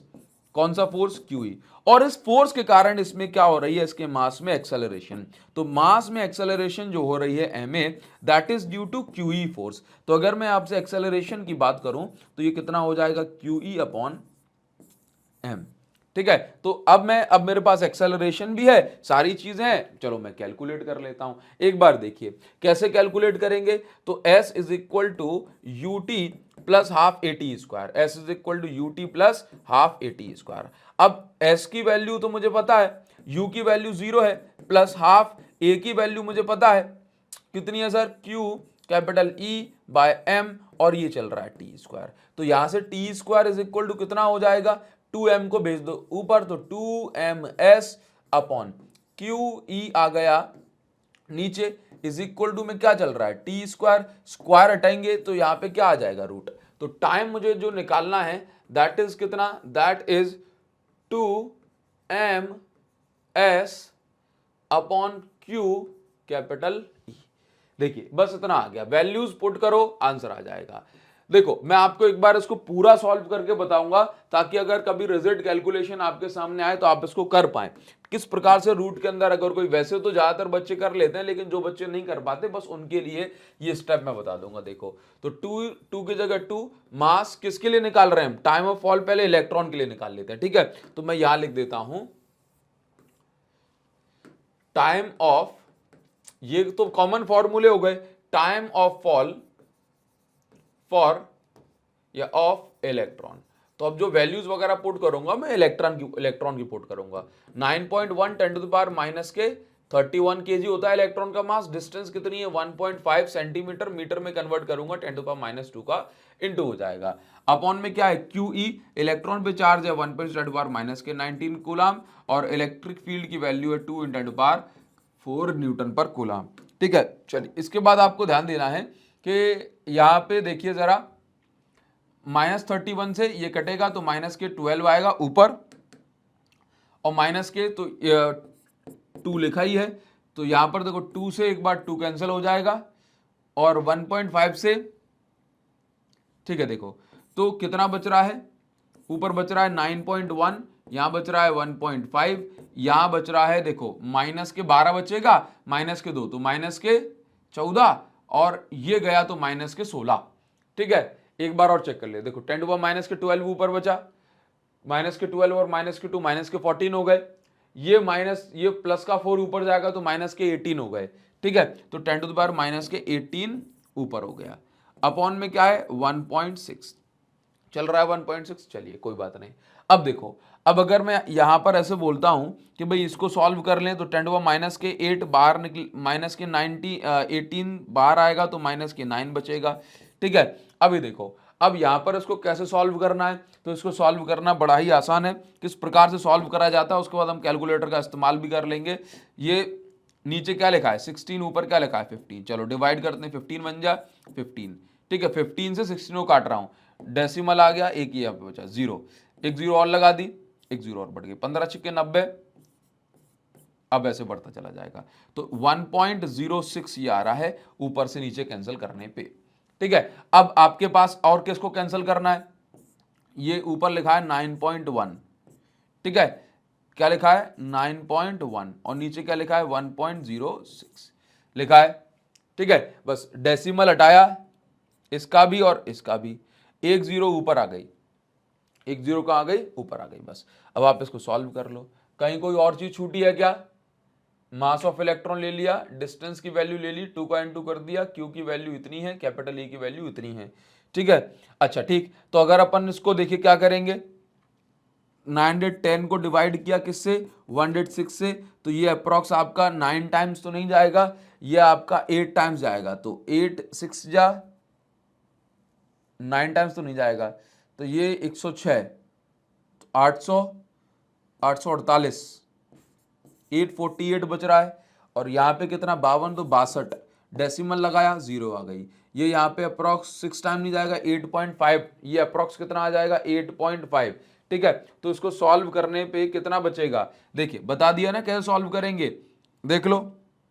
ये ऊपर 9.1 बच रहा है रूट के अंदर और नीचे 1.06। अब डेसिमल हटाया, एक जीरो ऊपर बच गई, कैंसिल किया तो 8.5 आ गया। यानी कि इस पूरे को कैंसिल करने के बाद इसके अंदर क्या बच रहा है, देख लो। अब तो नोट हो जाएगा 8.5 बच रहा है। ठीक है, अब 8.5 को अगर आप बाहर निकालेंगे कितना आ जाएगा, देखो 3 का स्क्वायर कितना होता है, 9 होता है, तो अप्रॉक्स 2.9 ये जाएगा। तो 2.9 into 10 to the power minus के 9, और यूनिट क्या हो जाएगी, सेकंड। तो इस प्रकार से आप इसको सॉल्व कर लेते हैं। ठीक है, तो अब आपको इसमें समझ में आ गया होगा किस तरीके से आप इसको सॉल्व करेंगे। ठीक, तो ये इलेक्ट्रॉन को नीचे गिरने में इतना टाइम लग जाएगा। अगर हम बात करें कि अगले केस में प्रोटॉन को नीचे गिरने में कितना टाइम लग जाएगा, तो फॉर्मूला ये रखा है, बस वैल्यू पुट कर दो, 2ms upon T is equal to root 2ms upon QE. ठीक है, टाइम ऑफ फॉल किसके लिए, time of fall of proton, proton का टाइम ऑफ फॉल आपको निकालना है। ठीक है, ध्यान से देखो, तो T is equal to root 2, mass of proton कितना 1.6 ले लूं चलेगा, 10 टू द पावर माइनस के बताओ 27 kg।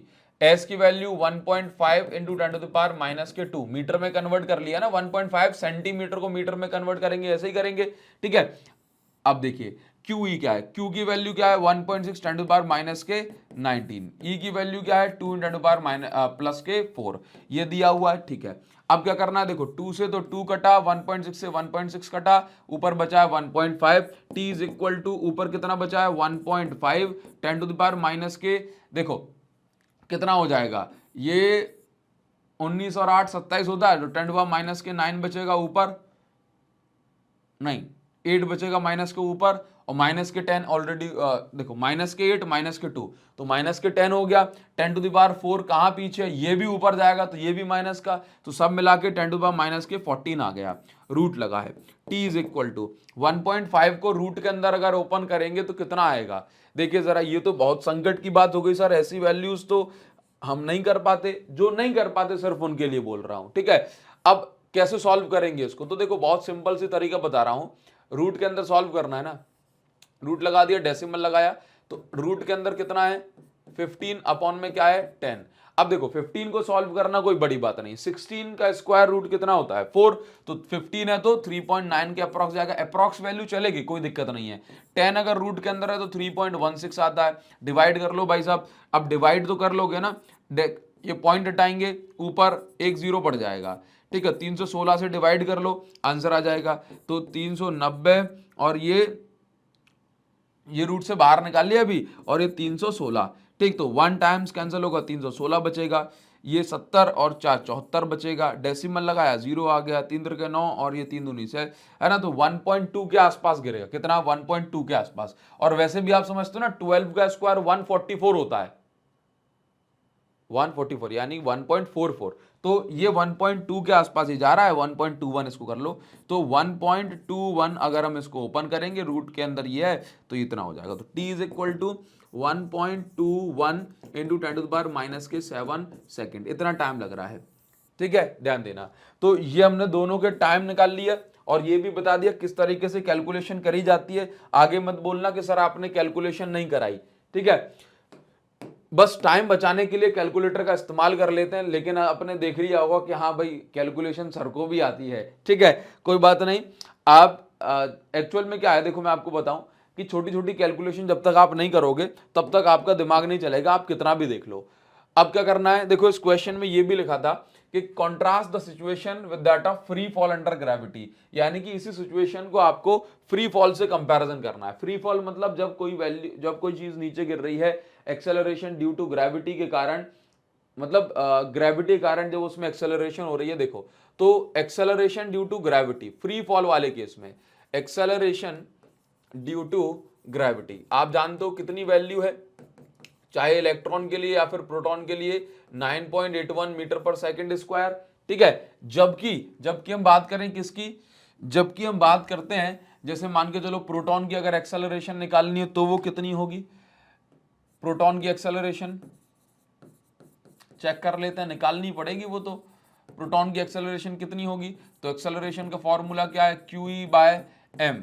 तो प्रोटॉन पे चार्ज कितना, सेम 1.6 × 10⁻⁻⁹ ई की वैल्यू 2 × 10⁻⁻⁴। अच्छा, मास ऑफ इलेक्ट्रॉन कितना, प्रोटॉन कितना है 1.6 × 10⁻⁻27, ठीक है। ए इज इक्वल टू, सॉल्व करेंगे जरा, ठीक, बस इतना हो गया, -0.17, ठीक है 8, और ये ऊपर जाएगा तो ये आपका अप्रोक्स 2 × 10⁻12 है ना, मीटर पर। कहीं कोई गड़बड़ तो नहीं है, इलेक्ट्रॉन पे चार्ज इतना है, ठीक है, इसकी वैल्यू इतनी है 1.10⁻27, 19 और 8, ठीक है। तो ये देखो एक्सेलरेशन कितनी आ रही है, और जबकि एक्सेलरेशन ड्यू टू ग्रेविटी कितनी है 9.1 मीटर पर सेकंड स्क्वायर। तो आप ये देख रहे हो कि एक्सेलरेशन ड्यू टू ग्रेविटी, यानी ग्रेविटी के कारण जो एक्सेलरेशन है वो बहुत छोटी वैल्यू है अगर हम कंपेयर करते हैं जो एक्सेलरेशन इलेक्ट्रिक फील्ड के कारण हो रही है तो, ठीक है। उम्मीद करूंगा यहां पर आपको कंपैरिजन वाला केस भी समझ में आ गया होगा। क्लियर, आगे बढ़ जाएंगे, नेक्स्ट क्वेश्चन की ओर पहुंचेंगे। देखिए जरा नेक्स्ट क्वेश्चन क्या कहता है, एक बार समझ लेते हैं, इसको हम इतना सेव कर लेते हैं। देखिए जरा, तो नेक्स्ट क्वेश्चन हमें जो मिल रहा है, ये मिल रहा है एग्जाम्पल नंबर 1.11, मतलब 11th नंबर का ये हमारा क्वेश्चन है। अब इस क्वेश्चन में क्या कहा जा रहा है जरा मैं आपको यहां पर समझा देता हूं। देखो ये हमारे पास क्वेश्चन है, ठीक है, ये दोनों को मैं एक साथ यहां पे मैग्नीफाई कर लेता हूं। देखो क्या लिखा गया क्वेश्चन में, जरा ध्यान से पढ़ेंगे समझेंगे। The electric field component, the electric field component in figure 1.27 are Ex is equal to alpha x to the power 1/2। मतलब देखो कहा जा रहा है कि इलेक्ट्रिक फील्ड जो x एक्सिस में है ये alpha x to the power 1/2 है। आगे लिखा गया है कि y में और z में दोनों में इलेक्ट्रिक फील्ड कितनी है, 0। यानी कि जो इलेक्ट्रिक फील्ड है ये ना तो y एक्सिस में और ना ही z एक्सिस में, सिर्फ कहां है, x एक्सिस में, ठीक है। चलिए आगे देखो क्या कहा जा रहा है, और अल्फा की वैल्यू भी दे दी कि अल्फा कितना है, अगर मुझे जरूरत पड़ जाए तो अल्फा की जो वैल्यू है दैट इज 800, ये देखो ये लिखी है। चलिए आगे देखो, आगे क्या लिखा है, calculate the flux through the cube, इस क्यूब से कितना फ्लक्स लिंक हो रहा है ये हमें बताना है।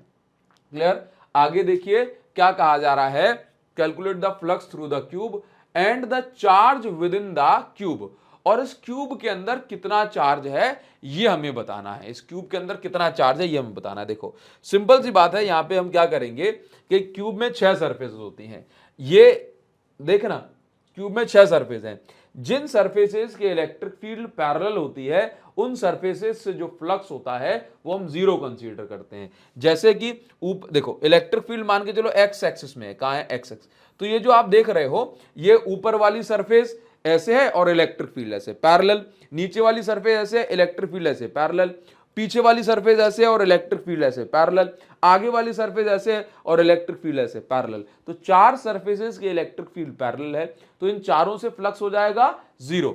लेकिन ये जो आप देख रहे हो एक सरफेस ये वाली और एक सरफेस ये वाली, इन दोनों सरफेस के कारण हमें फ्लक्स की कैलकुलेशन करनी है, ठीक है। तो देखिए आप यहां पर देखो जरा कि यहां पर बताया जा रहा है क्वेश्चन में कि अगर मैं लेफ्ट वाले सरफेस का फ्लक्स निकालता हूं, लेफ्ट सरफेस का फ्लक्स ऑफ लेफ्ट सरफेस, तो formula E vector dot A vector होता है, ई वेक्टर डॉट ए वेक्टर, ठीक है।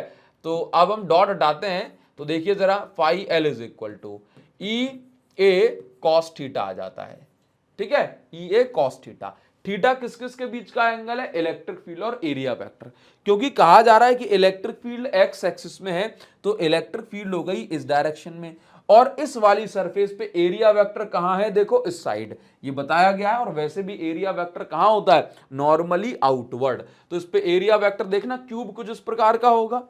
यहां पे डिब्बा नहीं है मेरे पास, लेकिन मान के चलो कि ये कुछ क्यूब है, बॉक्स तो नहीं है मेरे पास, लेकिन फिर भी चलो मैं आपको ये बता देता हूं कि अगर अगर अगर मेरे पास ये कुछ ऐसा मान लो, ठीक है, देखिए ध्यान समझो, ये मेरे पास इस तरह का एक सेटअप है, ठीक है, ध्यान से समझना। ये क्यूब के फॉर्म में मान लो, अगर इस सरफेस की बात कर रहा हूं इसकी, तो इसका एरिया वेक्टर कहां जाएगा, इस साइड जाएगा। एरिया वेक्टर कहां जाएगा, इस साइड जाएगा, ठीक है। अब एरिया वेक्टर इस साइड और इलेक्ट्रिक फील्ड इस साइड, दोनों जस्ट ऑपोजिट हैं, तो इसका मतलब कितने डिग्री, 180 डिग्री बनाएंगे। तो यहां पे कॉस थीटा की जगह कॉस 180 पुट करेंगे।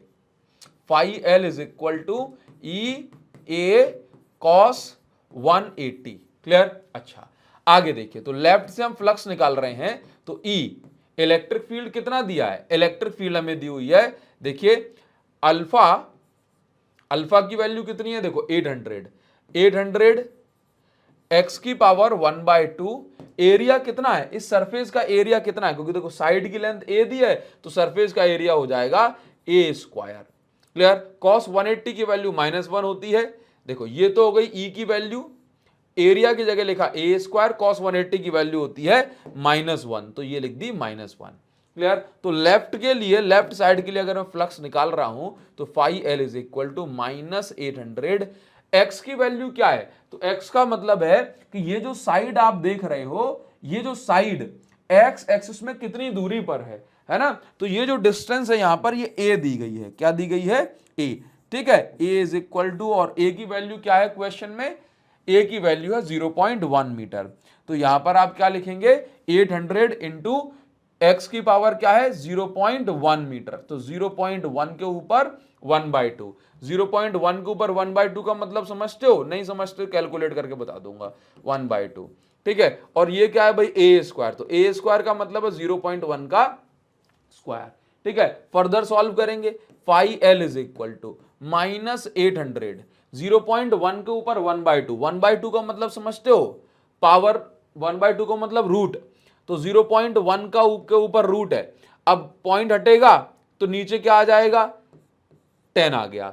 0.1 का स्क्वायर कितना हो जाएगा, 0.1 का स्क्वायर हो जाएगा 0.01, ठीक है। अपन इसको और आगे बढ़ाएंगे, phi L is equal to, minus चल रहा है 800, 0.1 अपॉन, ये देखो 1 को रूट से बाहर निकालेंगे तो 1 ही आएगा, रूट 10 को जो है बाहर निकालेंगे तो 3.16 अपॉन में चला जाएगा।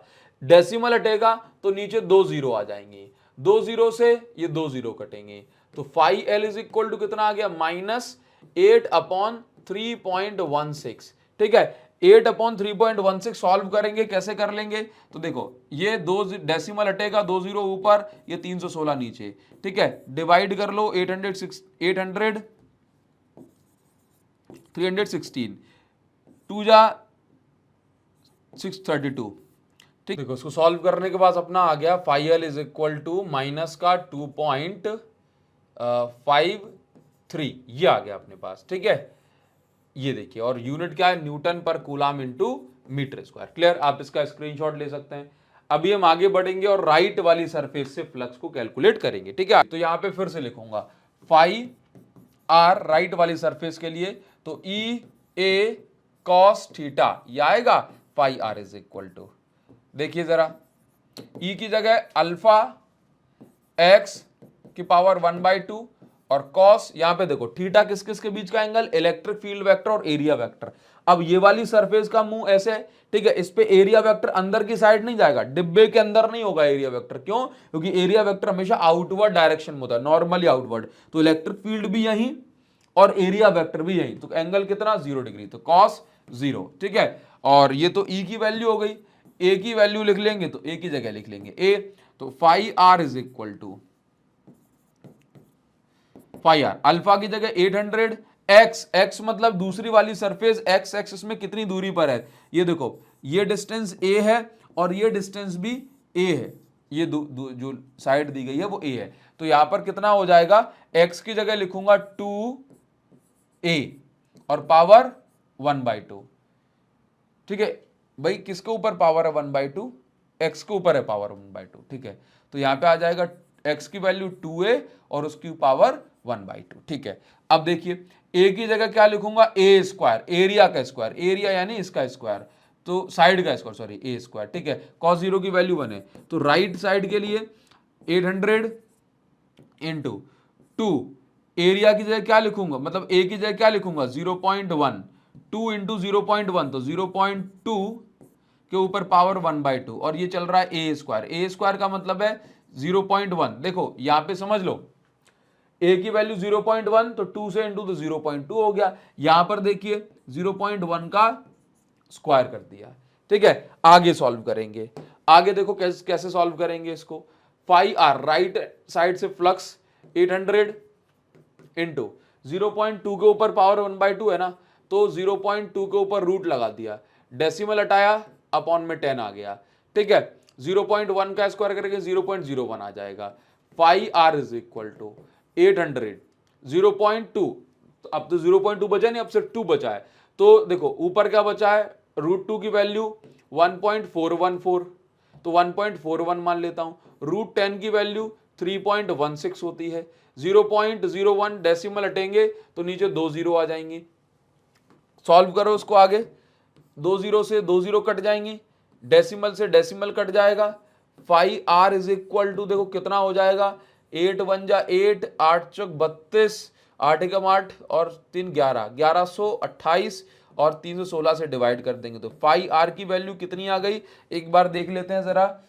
तो फाई आर की वैल्यू जो आ रही है अपन जल्दी से डिवाइड कर लेंगे, तो 1128 डिवाइडेड बाय 316, सॉल्व करने के बाद आ रहा है अपना 3.57 Newton per coulomb into metre square. ठीक है, अब देखो नेट फ्लक्स अपन को एक बार निकालना है, क्या निकालना है, नेट फ्लक्स। तो यहां पर phi is equal to right वाली सरफेस का प्लस लेफ्ट वाली सरफेस का फ्लक्स जोड़ दो, phi is equal to right वाली सरफेस का फ्लक्स कितना आ रहा है 3.57 प्लस का है, और लेफ्ट वाली कितना आ रहा है माइनस का 2.53।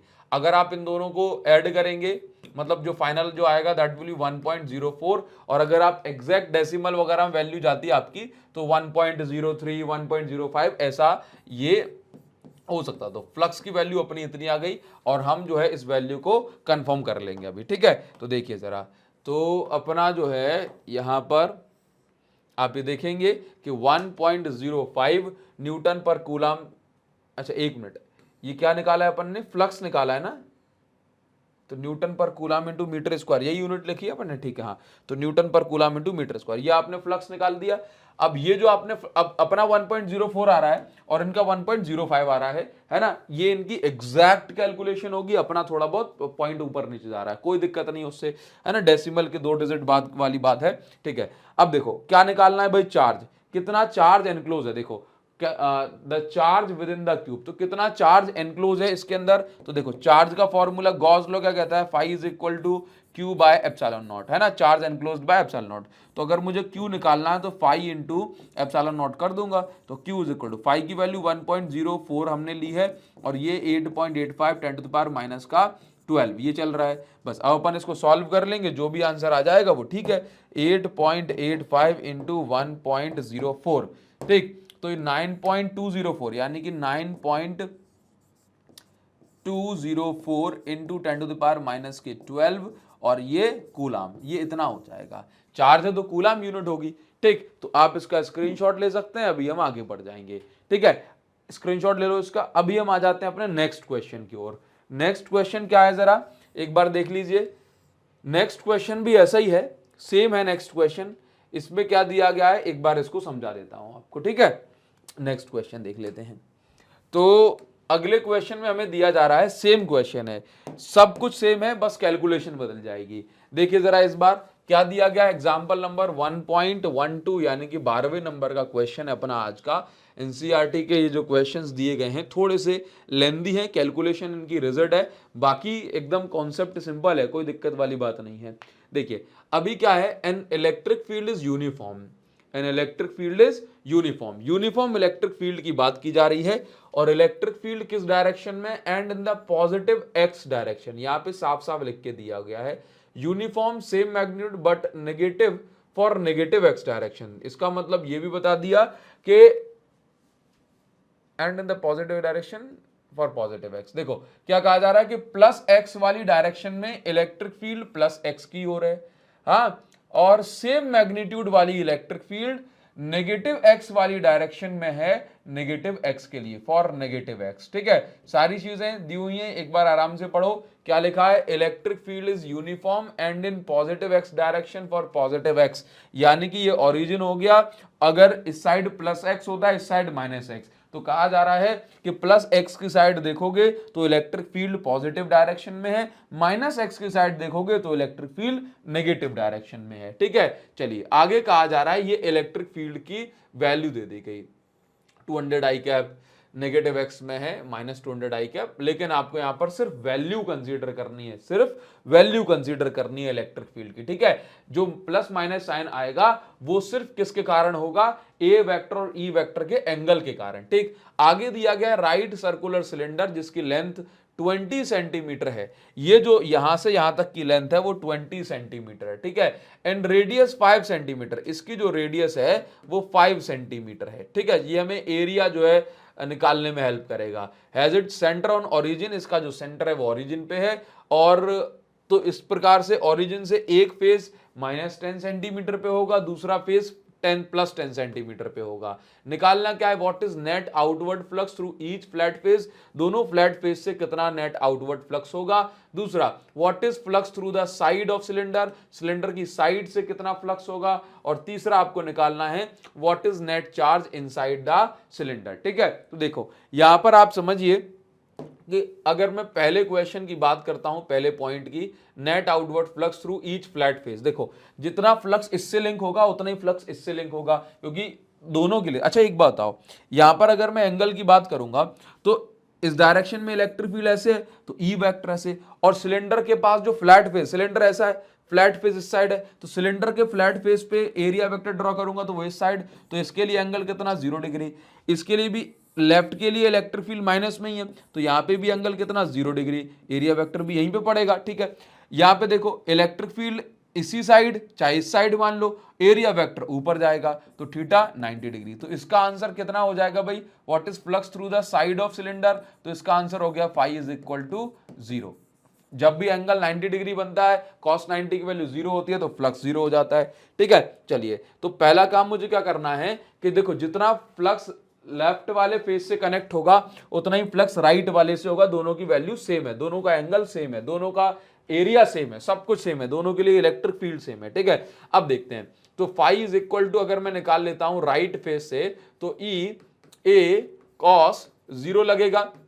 ई की वैल्यू कितनी दी है 200, एरिया कितना है पाई यानी 22/7, आर स्क्वायर, आर कितना है देखो ये कर्व है, सॉरी ये फ्लैट है, गोल है, गोला है, सिलेंडर में तो गोल होता है ना, तो पाई आर स्क्वायर लगाएंगे, पाई की वैल्यू ये है, आर मतलब क्या है 5 सेंटीमीटर, तो 5 सेंटीमीटर का स्क्वायर करोगे तो 5 का स्क्वायर 25, और देखो आर की वैल्यू जो है वो कितनी है ध्यान समझना, आर की वैल्यू है 5 सेंटीमीटर, मीटर में कन्वर्ट करूंगा तो 5 × 2 हो जाएगा। तो अगर मैं यहाँ पे आर स्क्वायर कर रहा हूं, एरिया निकाल रहा हूं ना, तो अगर मैं आर स्क्वायर कर रहा हूं तो पाई ये हो गया, आर स्क्वायर निकालना है तो 25 इंटू 10⁻⁻2 है तो 10⁻⁻4, cos 0 की वैल्यू 1 है।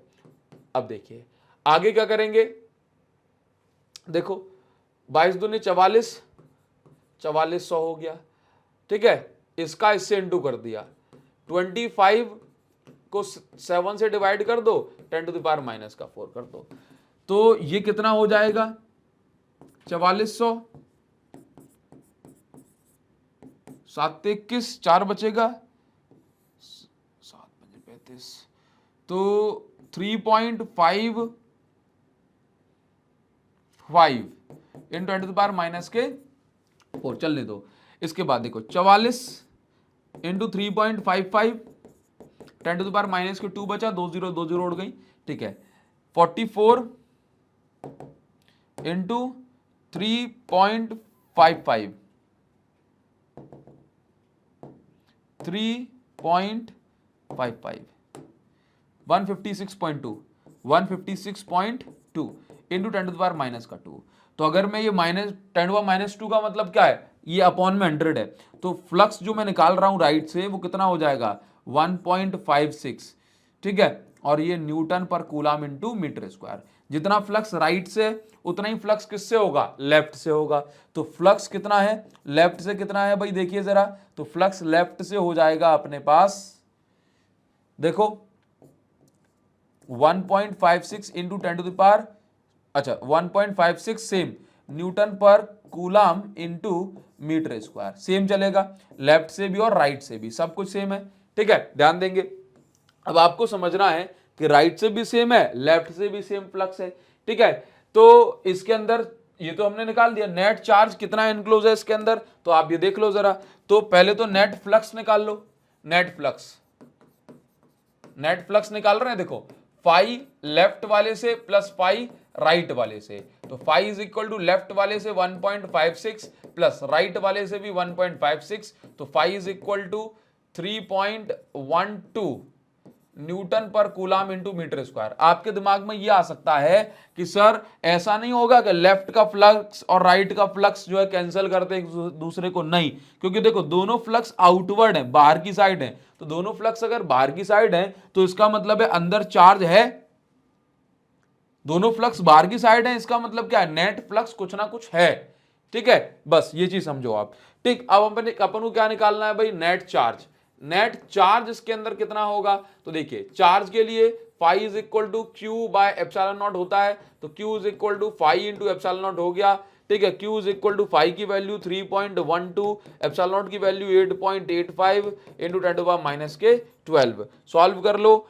8.85 into 3.12 27.612, Q is equal to 27.612, 27.6 कर लेता हूं 10⁻⁻12, और ये कूलम, इसको आप नैनो पिको कूलम भी कर सकते हो, ठीक है। स्क्रीनशॉट लेना चाहो तो आप स्क्रीनशॉट ले सकते हो, जितना राइट के साथ उतना लेफ्ट के साथ फ्लक्स हो गया, ठीक है। और इसका अपन आंसर एक बार मिला लेते हैं, 3.14 आ रहा था, अपन ने 1.56 किया, ठीक है, कोई दिक्कत नहीं, एकदम सही है, बस क्लियर है, ठीक है।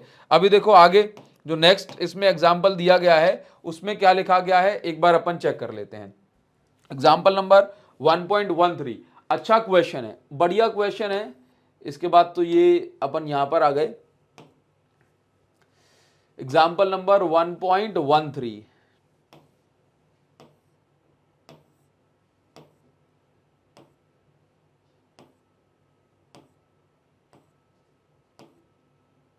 कहां चला गया भाई साहब, हे प्रभु, देखो ये दिया गया है एग्जाम्पल नंबर 1.13, इसको ध्यान से देखेंगे, समझेंगे, प्यार करेंगे। देखो अब यहां पे समझो, अच्छा क्वेश्चन है, क्वेश्चन में क्या लिखा गया है समझने वाली बात है। देखो आपको मैं एक चीज बताना चाहूंगा कि मान के चलो अगर मेरे पास कोई मेटल का स्फीयर है, क्या है, मेटल स्फीयर है, कंडक्टिंग स्फीयर है, क्या है, मेटल स्फीयर है या कंडक्टिंग स्फीयर है, तो जो भी आप चार्ज दे दो, चाहे वो सॉलिड हो या हॉलो, वो सारा का सारा चार्ज कहां पहुंच जाता है, सारा का सारा चार्ज पहुंच जाता है सरफेस पे, कहां पहुंच जाता है, सरफेस पे पहुंच जाता है, ठीक है, सारा चार्ज सरफेस पे पहुंच जाता है, ठीक। अब आप ये समझिए कि अगर मेरे पास, ध्यान देंगे, अगर मेरे पास एक इंसुलेटिंग, ये कौन से वाले केस में, ये मेटल वाले केस में है, लेकिन अगर मेरे पास एक इंसुलेटर है, क्या है, इंसुलेटर है ना, या फिर मैं कहूं रबर का स्फीयर है, लकड़ी का स्फीयर है, प्लास्टिक का स्फीयर है, सॉलिड है ना, तरबूज है एक, उसको चार्ज दे दिया पूरी तरीके से अंदर बाहर, तो जो चार्ज जो होगा, तरबूज का नाम क्यों लिया, क्योंकि वो इंसुलेटर है ना, तो जो चार्ज जो होगा, और तरबूज का नाम और क्यों लिया, गर्मियां चल रही हैं, और तरबूज का नाम और क्यों लिया, क्योंकि प्लम पुडिंग मॉडल दिया गया था, थॉमसन्स प्लम पुडिंग मॉडल दिया गया, तो उसमें एटम की तुलना जो है वो तरबूज से की गई थी, ठीक है। तो आप ये देखें, तो आप ये समझो, इसलिए तरबूज का नाम आया, ठीक। तो अब आप ये समझ लो कि ये मेरे पास क्या कहा गया, an early model for an atom is considered to have a positively charged point nucleus, ठीक है, क्या कहा जा रहा है, इस डायग्राम पे मत जाना, ये भ्रमित करने के लिए बनाया गया है कि न्यूक्लियस का साइज काफी बड़ा बना दिया, ठीक है, जबकि क्वेश्चन में क्या लिखा है, point nucleus of charge Ze, nucleus है जिसके ऊपर चार्ज कैसा है, प्लस Ze है, ठीक है, surrounded by uniform negative charge up to radius x, यानी कि जो प्रोटॉन है न्यूक्लियस है तो पॉइंट चार्ज है, जबकि ये जो आप देख रहे हैं नेगेटिव चार्ज ये कहां तक भरे हैं, रेडियस r तक भरे हुए हैं, ठीक है। आगे क्या दिया गया है, the atom as a whole is neutral, यानी कि जितना पॉजिटिव चार्ज एक जगह पे रखा है और जितना नेगेटिव चार्ज पूरे में फैला है वो कितना है, देखो पॉजिटिव चार्ज प्लस Ze और नेगेटिव चार्ज क्या है, Ze, तभी तो एटम न्यूट्रल होगा, लेकिन ये जो Ze चार्ज है ये तो पूरे का है, कितने का है, यहां से लेकर यहां तक का है, ठीक है। तो आप समझिए आगे, What is the electric field at a distance r from the nucleus? अगर इस न्यूक्लियस से r दूरी पे मुझे इलेक्ट्रिक फील्ड निकालनी है तो वो कितनी होगी, ठीक। अब ये r दूरी ये तो नहीं बताई उसने, कहा है बाहर है कि अंदर है ये तो नहीं बताई, ठीक है। तो अब देखो इसके लिए हम क्या करते हैं, हमेशा याद रखो जिस पॉइंट पर इलेक्ट्रिक फील्ड निकालनी होती है, गॉस भाई साहब ने कहा था कि जिस पॉइंट पर इलेक्ट्रिक फील्ड निकालनी है उस पॉइंट पर मैं गॉसियन सरफेस ड्रॉ करूंगा, क्या ड्रॉ करूंगा, गॉसियन सरफेस, क्या ड्रॉ करूंगा, ध्यान से देखना बहुत काम की बात है, गॉसियन सरफेस ड्रॉ करूंगा, और गॉसियन तो गॉस थ्योरम यहां पे लगेगी इलेक्ट्रिक फील्ड निकालने के लिए। तो सबसे पहले मैंने ये मान लिया कि ये मेरे पास न्यूक्लियस है और इस न्यूक्लियस पे जो चार्ज है वो कितना है, Ze है, ठीक है। अब देखिए, अब ये पूरी, ये तो ठीक है, सेंटर कहां होगा इसका, सेंटर का यहां मान ले, ठीक है। अब देखो ये मेरे पास पॉजिटिव चार्ज है, ज्यादा ही बड़ा दिखा दिया, पॉजिटिव चार्ज है, यहां से यहां तक की रेडियस क्या है, r, ठीक। अगर मान के चलो मैं outside the sphere electric field निकाल रहा हूं, कहां, आउटसाइड, मैं अगर ये मान लूं कि मुझे इस दूरी पे इलेक्ट्रिक फील्ड निकालनी है जो कि r दूरी पर है, तो यहां से मैं गॉसियन सरफेस बनाऊंगा, क्या बनाऊंगा, एक गॉसियन सरफेस बनाऊंगा, यहां से मैं एक गॉसियन सरफेस बनाऊंगा जो कि इस पॉइंट को कवर कर रही होगी पूरे को। तो आप ये देखते हैं कि r, जब r की वैल्यू कैपिटल उससे बड़ी होती है, ध्यान से समझना, इसको मैं यहां बना देता हूं, ठीक है, और इसको मैं यहां से ऐसे हटा देता हूं। तो आप ये समझो कि जिस पॉइंट पे इलेक्ट्रिक फील्ड निकालनी होती है उस पॉइंट पे अपन गॉसियन सरफेस बनाते हैं, ठीक है।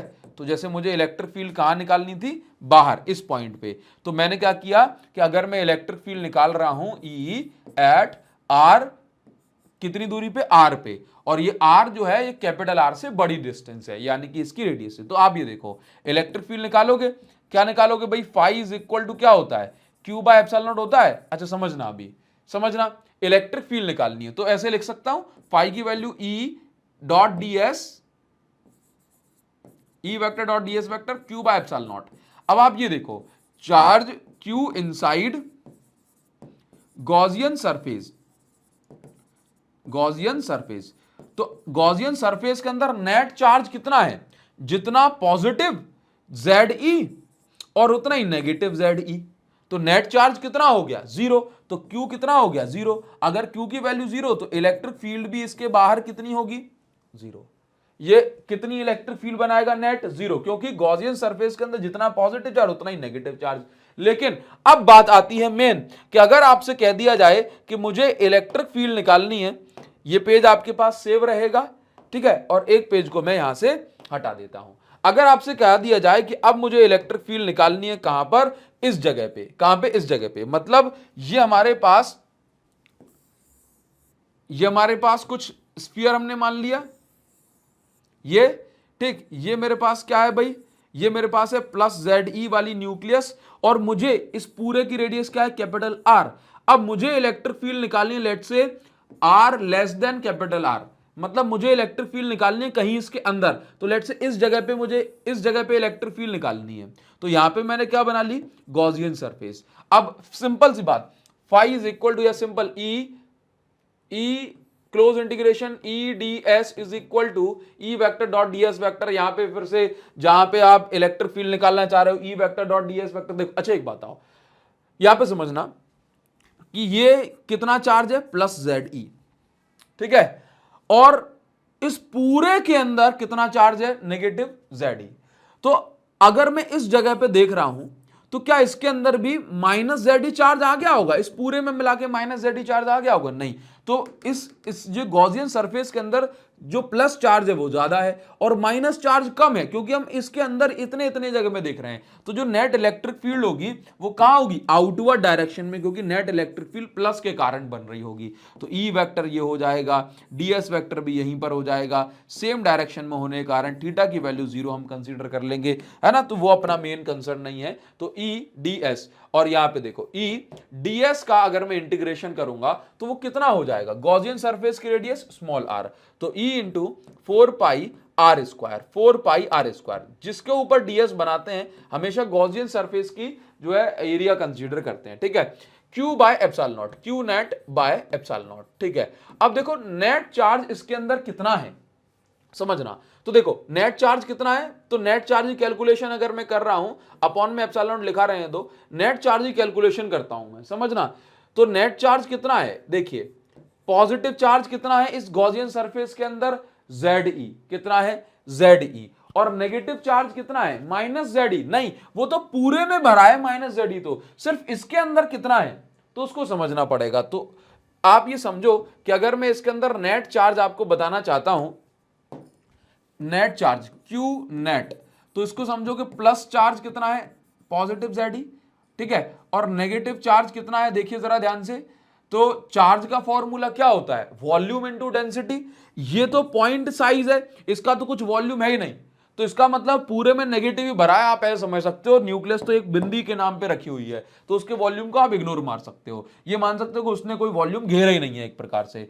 तो चार्ज का फॉर्मूला क्या, नेगेटिव चार्ज कितने में होगा, तो नेगेटिव तो माइनस लगा दिया, कितने में चार्ज का फॉर्मूला बताओ जरा भाई, rho is equal to charge upon volume होता है ना, तो चार्ज निकालने के लिए क्या करूंगा, rho into volume plus Z ई, ठीक है। अब समझना नेगेटिव चार्ज इसलिए घटेगा, नेट चार्ज नेगेटिव के कारण घटेगा ना, ठीक है। रो क्या है, charge density, formula charge upon volume.